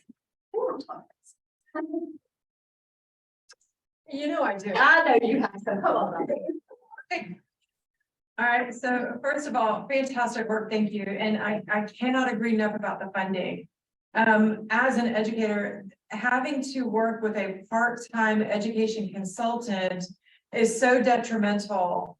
You were talking about the phone backlog. We will have students graduate, they can't get their license through because they're missing one piece of document. The person on the phone doesn't know what that is. They say, wait 14 days, then we reach out to the education consultant. So not only is she doing the visits, reading the annual reports, coming up with recommendations, she's also fielding calls from people like me to say, hey, I have 10 students that can't get their license. And in addition to that, it delays the onboarding for new nurses in their jobs and it decreases that pipeline. So, And they also, after 30 days, if they've not answered the request of what they're missing, they have to reapply. yes, and it delays it even further. And I believe it has to go paper application even at that point. So it's just delaying that workforce out there. But I did want to ask in reference to the comment about the part-time and the consistency and like the adjunct faculty. I know some of the recommendations that we've heard is in reference to, looking at that alternative board rule, because right now it does say the majority have to be full-time faculty. With the faculty shortage and the 146 faculty openings and expanding programs, it's almost unrealistic to have more full-time faculty. Are we looking at the possibility of having consistent visiting professors or adjunct faculty that are consistent? Because you're still getting that as long as they're continuing in the didactic bridge to clinical. Is that something the board is willing to look I at? think the board is willing to look at that. Our rule for full-time is for didactic. It's not as much, it doesn't apply to your clinical. It does apply for the didactic, that portion of your didactic be full-time. So with the new data from NCSBN out, but they have flagged that as a quality indicator, so we will have to see where they're going with that as well. But we've got to make sure whoever we bring in to educate our students has had some training. I was talking to South Georgia over there. It's hard coming from a bedside nurse. I was a labor and delivery nurse by trade. I'd done labor and delivery for 12 years and walked into education, been in it for 28 years now. And there's not that, it's great to get your master's, but that doesn't really help you when you walk in that classroom and they say, here's your lesson plan, here's your book, go for it. So I think there needs to be a mentoring system or some type of short-term, how to teach nursing, not necessarily how to walk in and teach anything, but how do you teach nursing for those that we're bringing in? Absolutely. And then my last question was in reference to the alternative discipline program. I know that the GNA is working with PAT program for the assistance program. Do we know the number of impacted nurses that I think at one of the presentations, putting Matt on the spot here for the PAP program. So that could potentially add to your workforce right there if we're able to keep them from being removed from the workforce and identify those risky behaviors in advance. Is that what you're saying with this program?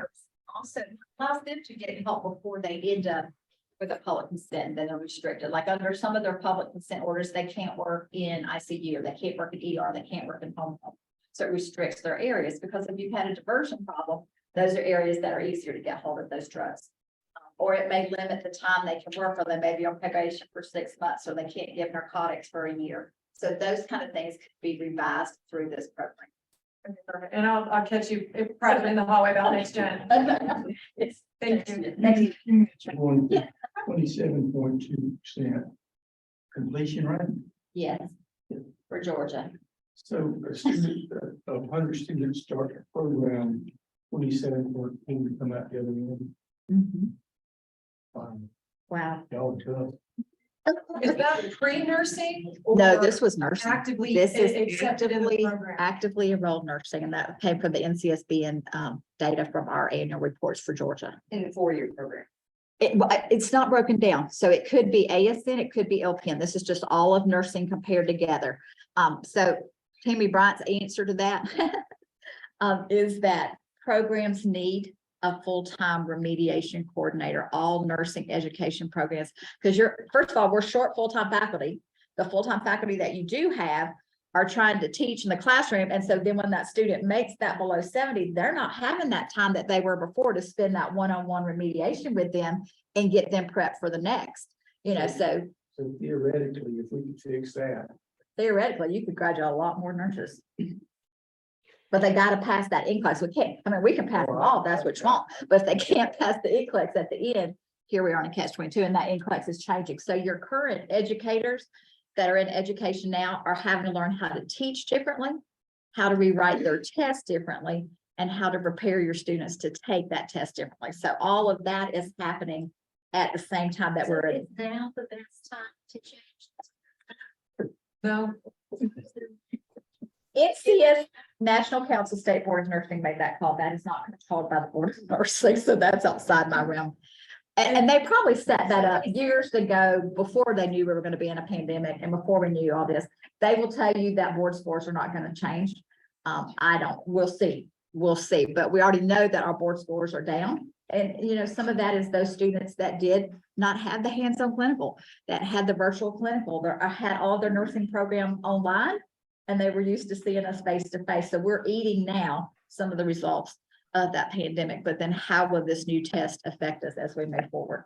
And historically, to kind of add to that, anytime the board makes, not the board, but NCSBN makes significant changes to the exam across the nation, pass rates decline significantly.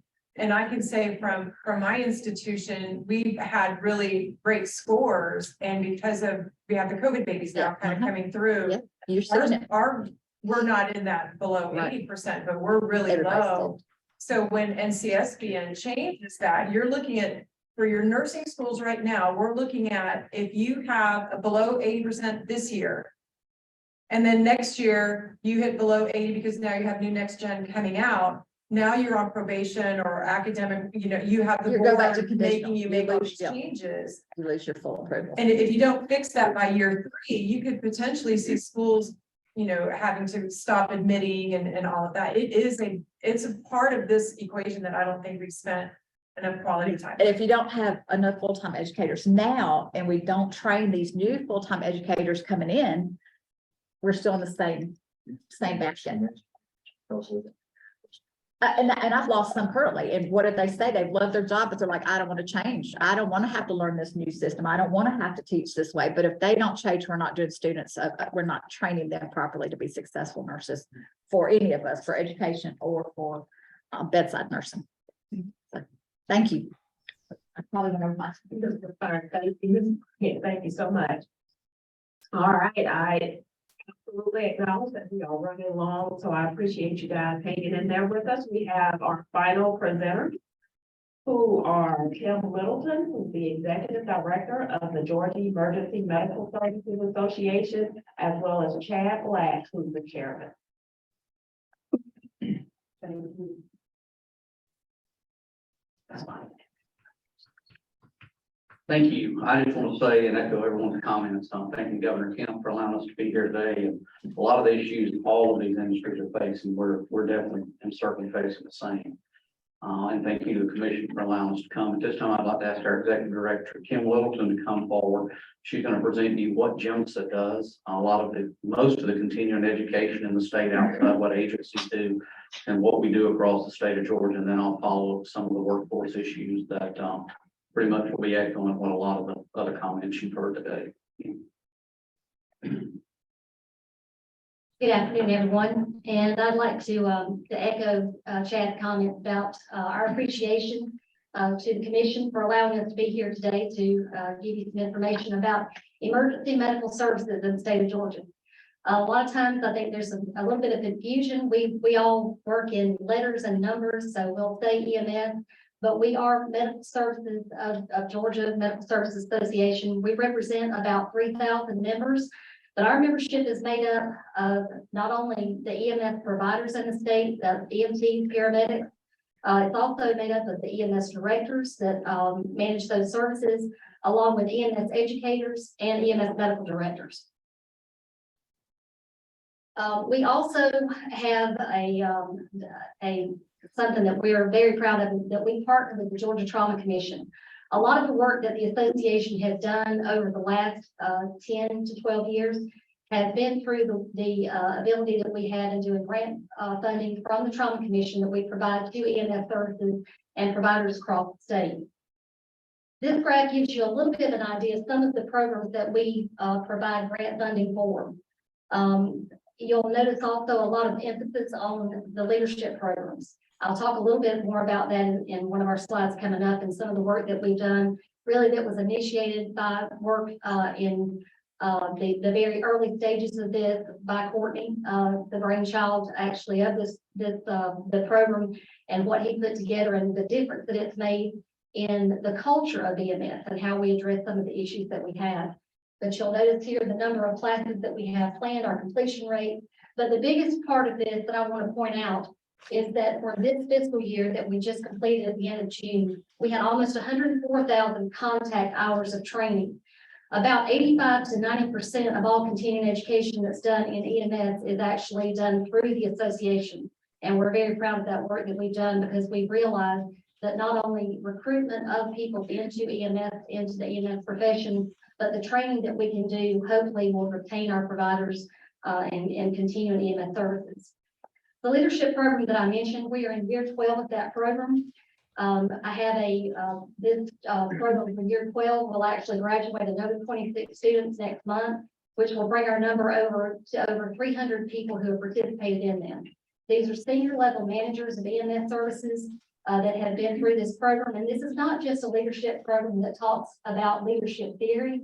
This actually gets into the nuts and bolts of how EMS managers handle their organizations, everything to understanding reimbursement rates, how to deal with conflict resolution, just everything really that goes on within EMS services that we realized through a lot of the work in some of the pilot programs and some of the research that we did early on, that we really had EMS managers that were in a position of doing a job that they didn't always have the tools to do. Some of them had been promoted into positions by being the best medic on the truck, but they didn't have the leadership skills or the experience to actually manage those people or to deal with the problems that they were encountering in services.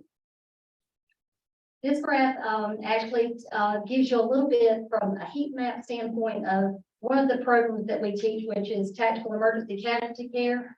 Unfortunately, we deal in a day and time now where we deal with mass casualty situations.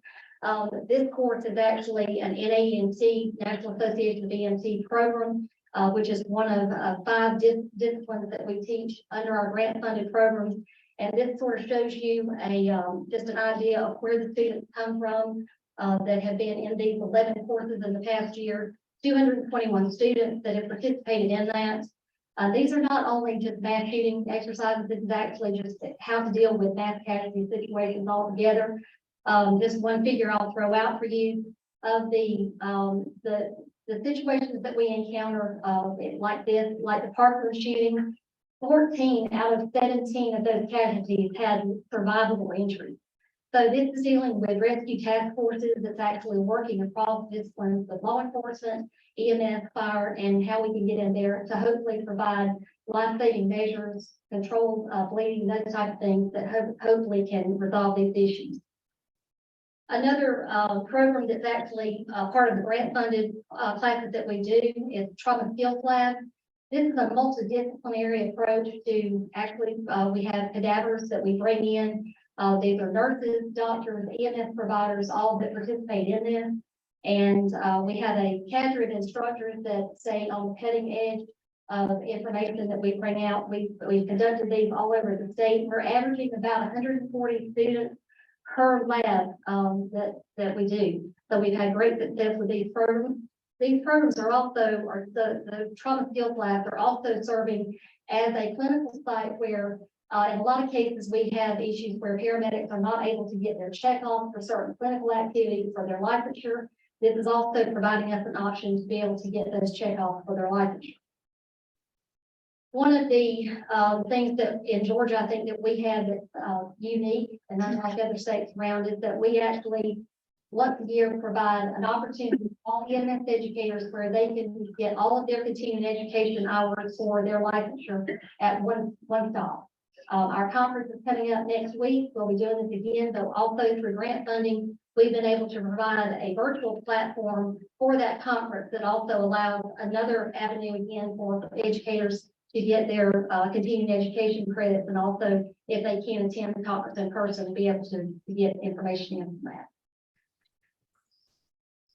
This is just a graph showing you some of the courses that we have, some of the things that we have coming up over the next fiscal year. We entered into a contract again with the Trauma Commission to put on these courses, and these are just some of the things that we have going on coming up. First responders, and if you're not in a rural area of the state, you may not understand exactly what first responders mean to an EMS service. In many cases where we don't have the number of trucks or either just by volume of what EMS is responding to, nowadays we have delays in getting to these patients. In many of those cases, first responders getting on scene and providing their initiation of care to these patients. In a lot of cases, it's some life-saving techniques that we need. These are just a few of the areas where we have had EMR grants, where we have trained first responders all over the state. And you'll see many of those are more of the rural areas But I think of the, grant funding this year, I think we've awarded 43 EMR grants that will be taking place, again, across the state. Yeah, I'm trying to say what you talked about, Ted. Thank you, Kim. One of the things we've heard for several years is we have a lack of, or less licensed medics, including EMTs and paramedics both. And while some of that is true, really, if you look at the state office of EMS and trauma, we have probably around 22, 23 licensed medics now. That doesn't mean they're all working on an ambulance. Back in where our workforce issues come and has been exacerbated with the pandemic, back in 2007, there was a Senate Workforce EMS Study Commission completed that predicted this coming with a shortage of EMTs and paramedics. So we've been looking at this and experiencing this for quite some time now, 15 years. Again, the pandemic exacerbated that. The average nationwide turnover in EMS now is 20 to 30%, which is telling you that if you hire somebody in about 4 years, you're going to lose them. And that is about the average. That's really a good average right now for a lot of people coming into the workforce. Some of the issues that we face that in trying to keep paramedics and EMTs on ambulance, especially on the paramedic side, is hospitals. Where I'm from, just north in the metro area, but on the north side in Gainesville, we have a large hospital system. They're hiring a lot of our top medics and have been for years to the cath lab, stroke lab, stress lab. They can go there, work less hours and make a lot more money than they can on a ground transport unit. And that's really caused a big issue with us. Fire departments in the metro area and others are putting paramedics on fire engines now. And a lot of those paramedics are opting, they'd rather be on a fire truck, run out first respond, as Kim talked about, and let somebody else transport. Now we, me and Kim and some of us were at EMS Expo in Orlando last week, a very large EMS conference.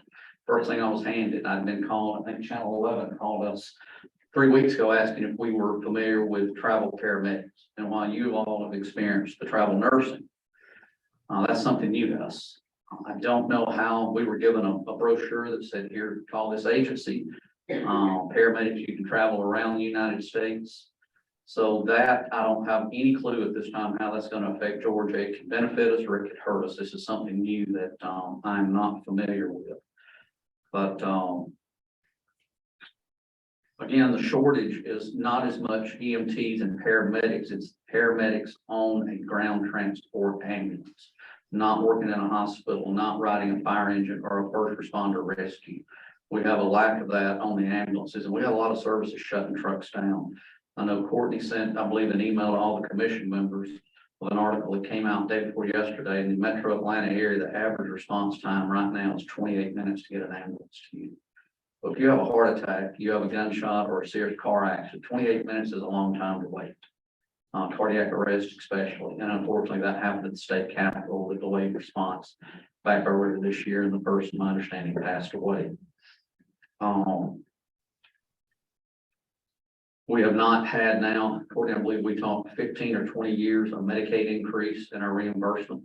I don't know of any organization or profession that's not had an increase in 20 years in a payment method.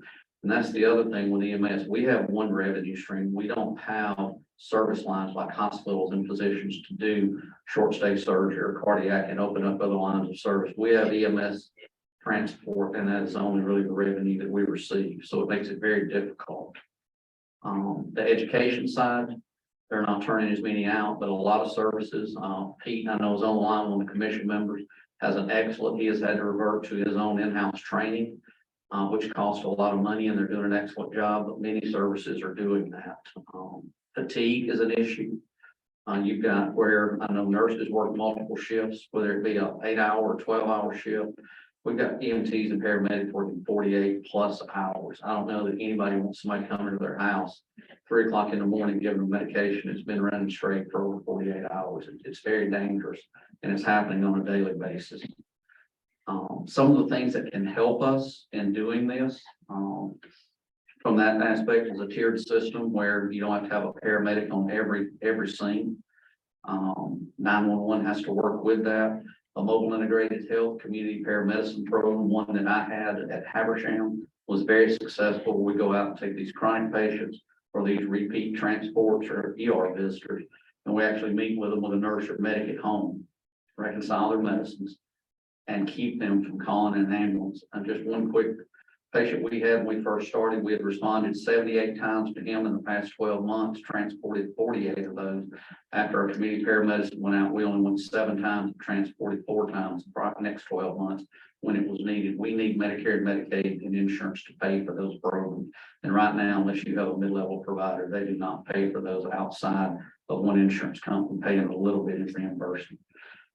You know, we've talked about the wall times of people. We've got some places still transporting a patient waiting 5 and 6 hours before they can get that patient off a stretcher. And that's just a domino effect of more calls piling up in the queue. I can tell you in my area, Gwinnett, DeKalb, there's calls holding all the time. You call back and ask when ambulance is coming. It's one thing to be talking to your cell phone provider and you're in the queue waiting on someone to help you repair that cell phone. But when you have a 911 call and you're told you're in the queue, you're number 6 in line for the next ambulance. And that's happening every day. We have, just like the other professions, paramedics and EMTs getting completely out of the business. It used to be going from one service to another one.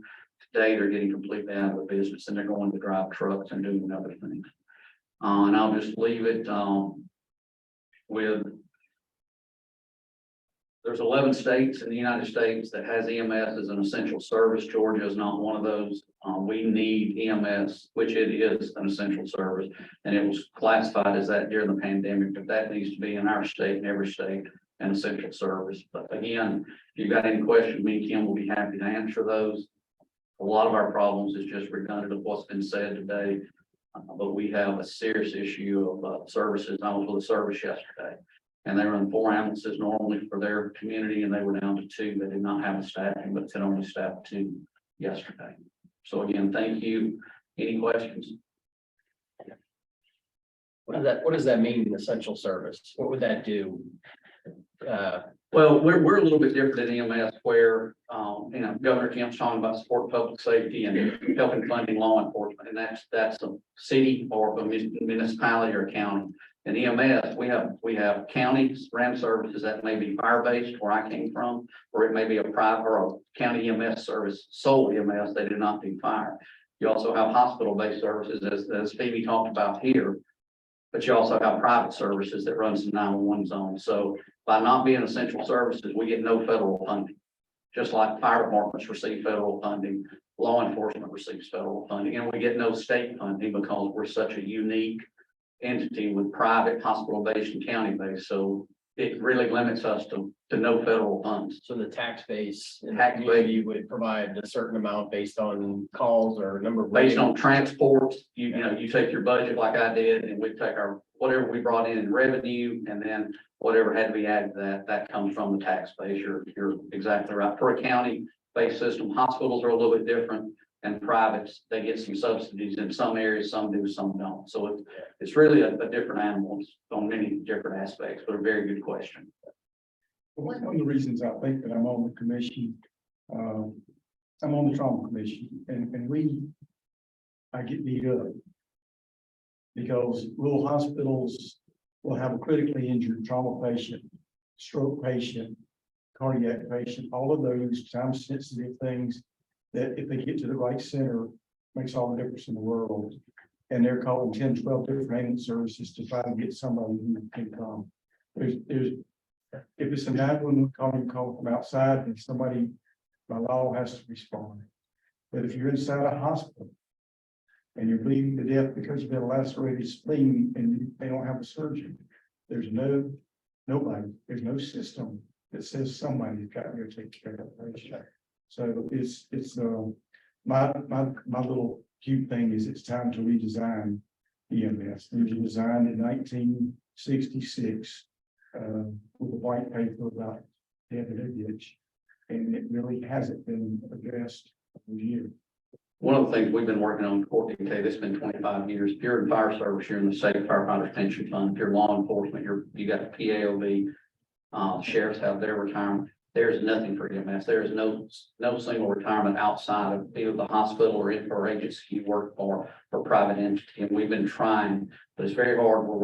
We've got a quote for about $80,000 on a federal congressional level to do a study and approach Congress, which would be for all 50 states, again, because there's no retirement that covers hospital, county, city, and private, and we need to include everyone.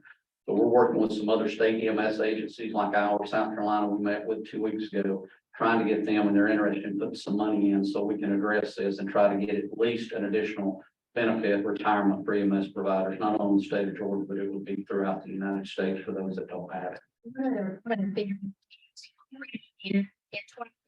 2022, in this calendar year. We have had, right at 1.4 million transports, 1.4 million calls that were actually patients transported.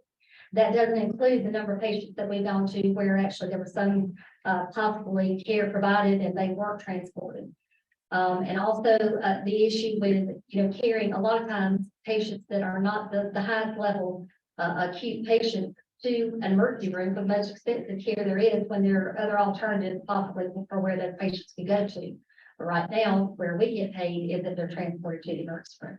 So those are, again, as Courtney said, the redesign of the system and looking at things differently than the way we've been doing business for all this time. It's the time is now. The other thing that bothered me a great deal, and I was interested in the 27.2% completion rate. Our completion rate is a lot better. The pass rate is terrible. Our average EMT pass rate is 62.5, I think is what that is, average across the state. But then you have education deserts. I'm in Region 6, which is out of the Augusta region in the south end of that. There's not a technical college program in that health district that sits a student under this. Everything that's done in that is in the way of EMS education is done by the actual provider. And if we in Emmanuel County were not using the grant funding to do it, but if we did not teach our own people, we would probably be out of business. And even the service that Chad mentioned about doing their in-house service for you, if you are a service that can afford doing that, that certainly is an option. But we actually, one of our services that we're training EMS educators, but we honestly are not getting the number of people out into the services, and the services have had to get in that business of being EMS educators, not because they chose to, but because they didn't have a choice. They had to do the education to get people in their service. Yeah, I think it really today showed how linked we all are. And I of course think from a hospital standpoint, but when the going gets tough, guess what? We're gonna go get those LPNs from long-term care. And if we can't get the LPNs, then EMS is a great source, right? Usually you get them to pull a shift or two in the emergency room, and then they like that. And then, I mean, it just, we're all pressing There's only so many gotta- to draw from. that's right. So it shows, right, if we can really put more all across the board, but if I'll say, we're a bit selfish in hospitals, because we've got that patient to take care of, but if we can solve that, it'll provide relief in a lot of different ways. And some of it even feel like a public education process that we need to do, because the general public does not understand the capability of EMS. So, I think that there's obviously with anything, there's abuse of the system and things where it just requires more education of the public about appropriate care and how we handle those patients. Is there a student pipeline issue as well? Because I think I kind of heard you say that as well. Yes and no. A lot of services are reverting again to the in-house training their own people. Here, one thing about our entity that I can't think of enough of, you've got a class of nurses coming out, a class of plumbers, electric, any other profession. A lot of those are looking for a place to go to work. When you got a paramedic, if there's 25 in a paramedic program and 20 graduate, they already have a job. There's not a green field of new medics to go pull from.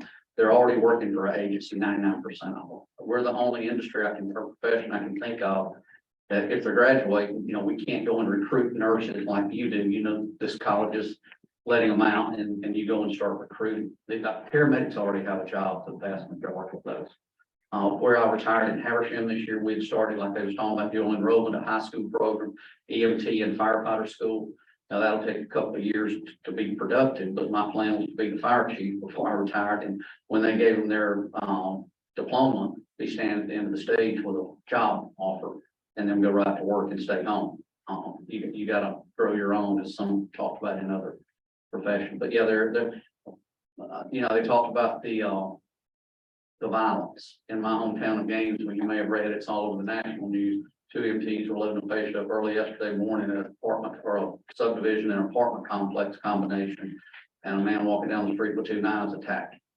A bystander happened to walk out, military guy, and unfortunately shot the guy multiple times, take him down. One EMT was injured and he was injured, and they're okay. But they were loading a patient into an ambulance and was attacked by a man with a knife, just out of the blue. And that was a mental health issue, which we all know we're all experiencing that, and that's another huge component that we all deal with. Again, thank you for the opportunity to be here. We appreciate your time. Thank you. Thank you both. Thank you both. And a big thanks to all presenters today. I think you all did a fabulous job and gave the commission a lot of information to take back and consider. So thank you all for your presentations today. And Mr. Steiner, thank you so much, you and the PV team, for giving us this incredible room, food. You guys were awesome. So thank you for that. Chair Novel, do you have any closing? No, just would echo those sentiments, Sean. Thank you for your work. Obviously, thank you to all the presenters today. I have taken copious notes and saw others doing the same. So we'll go back and start to synthesize some of this information that we've heard and look at what the recommendations that we've heard and the feedback we've gotten from many of the commission members. But certainly encourage you to still have questions or specific interests in one place or another. To reach out to Sean or to myself as we start to compile those things into kind of a preliminary set of recommendations or directions for the commission to consider. We'll be back again together on November the 30th, I think, in Savannah. So we look forward to seeing you then. Thank you all for being here and safe travels. Thanks, Congress.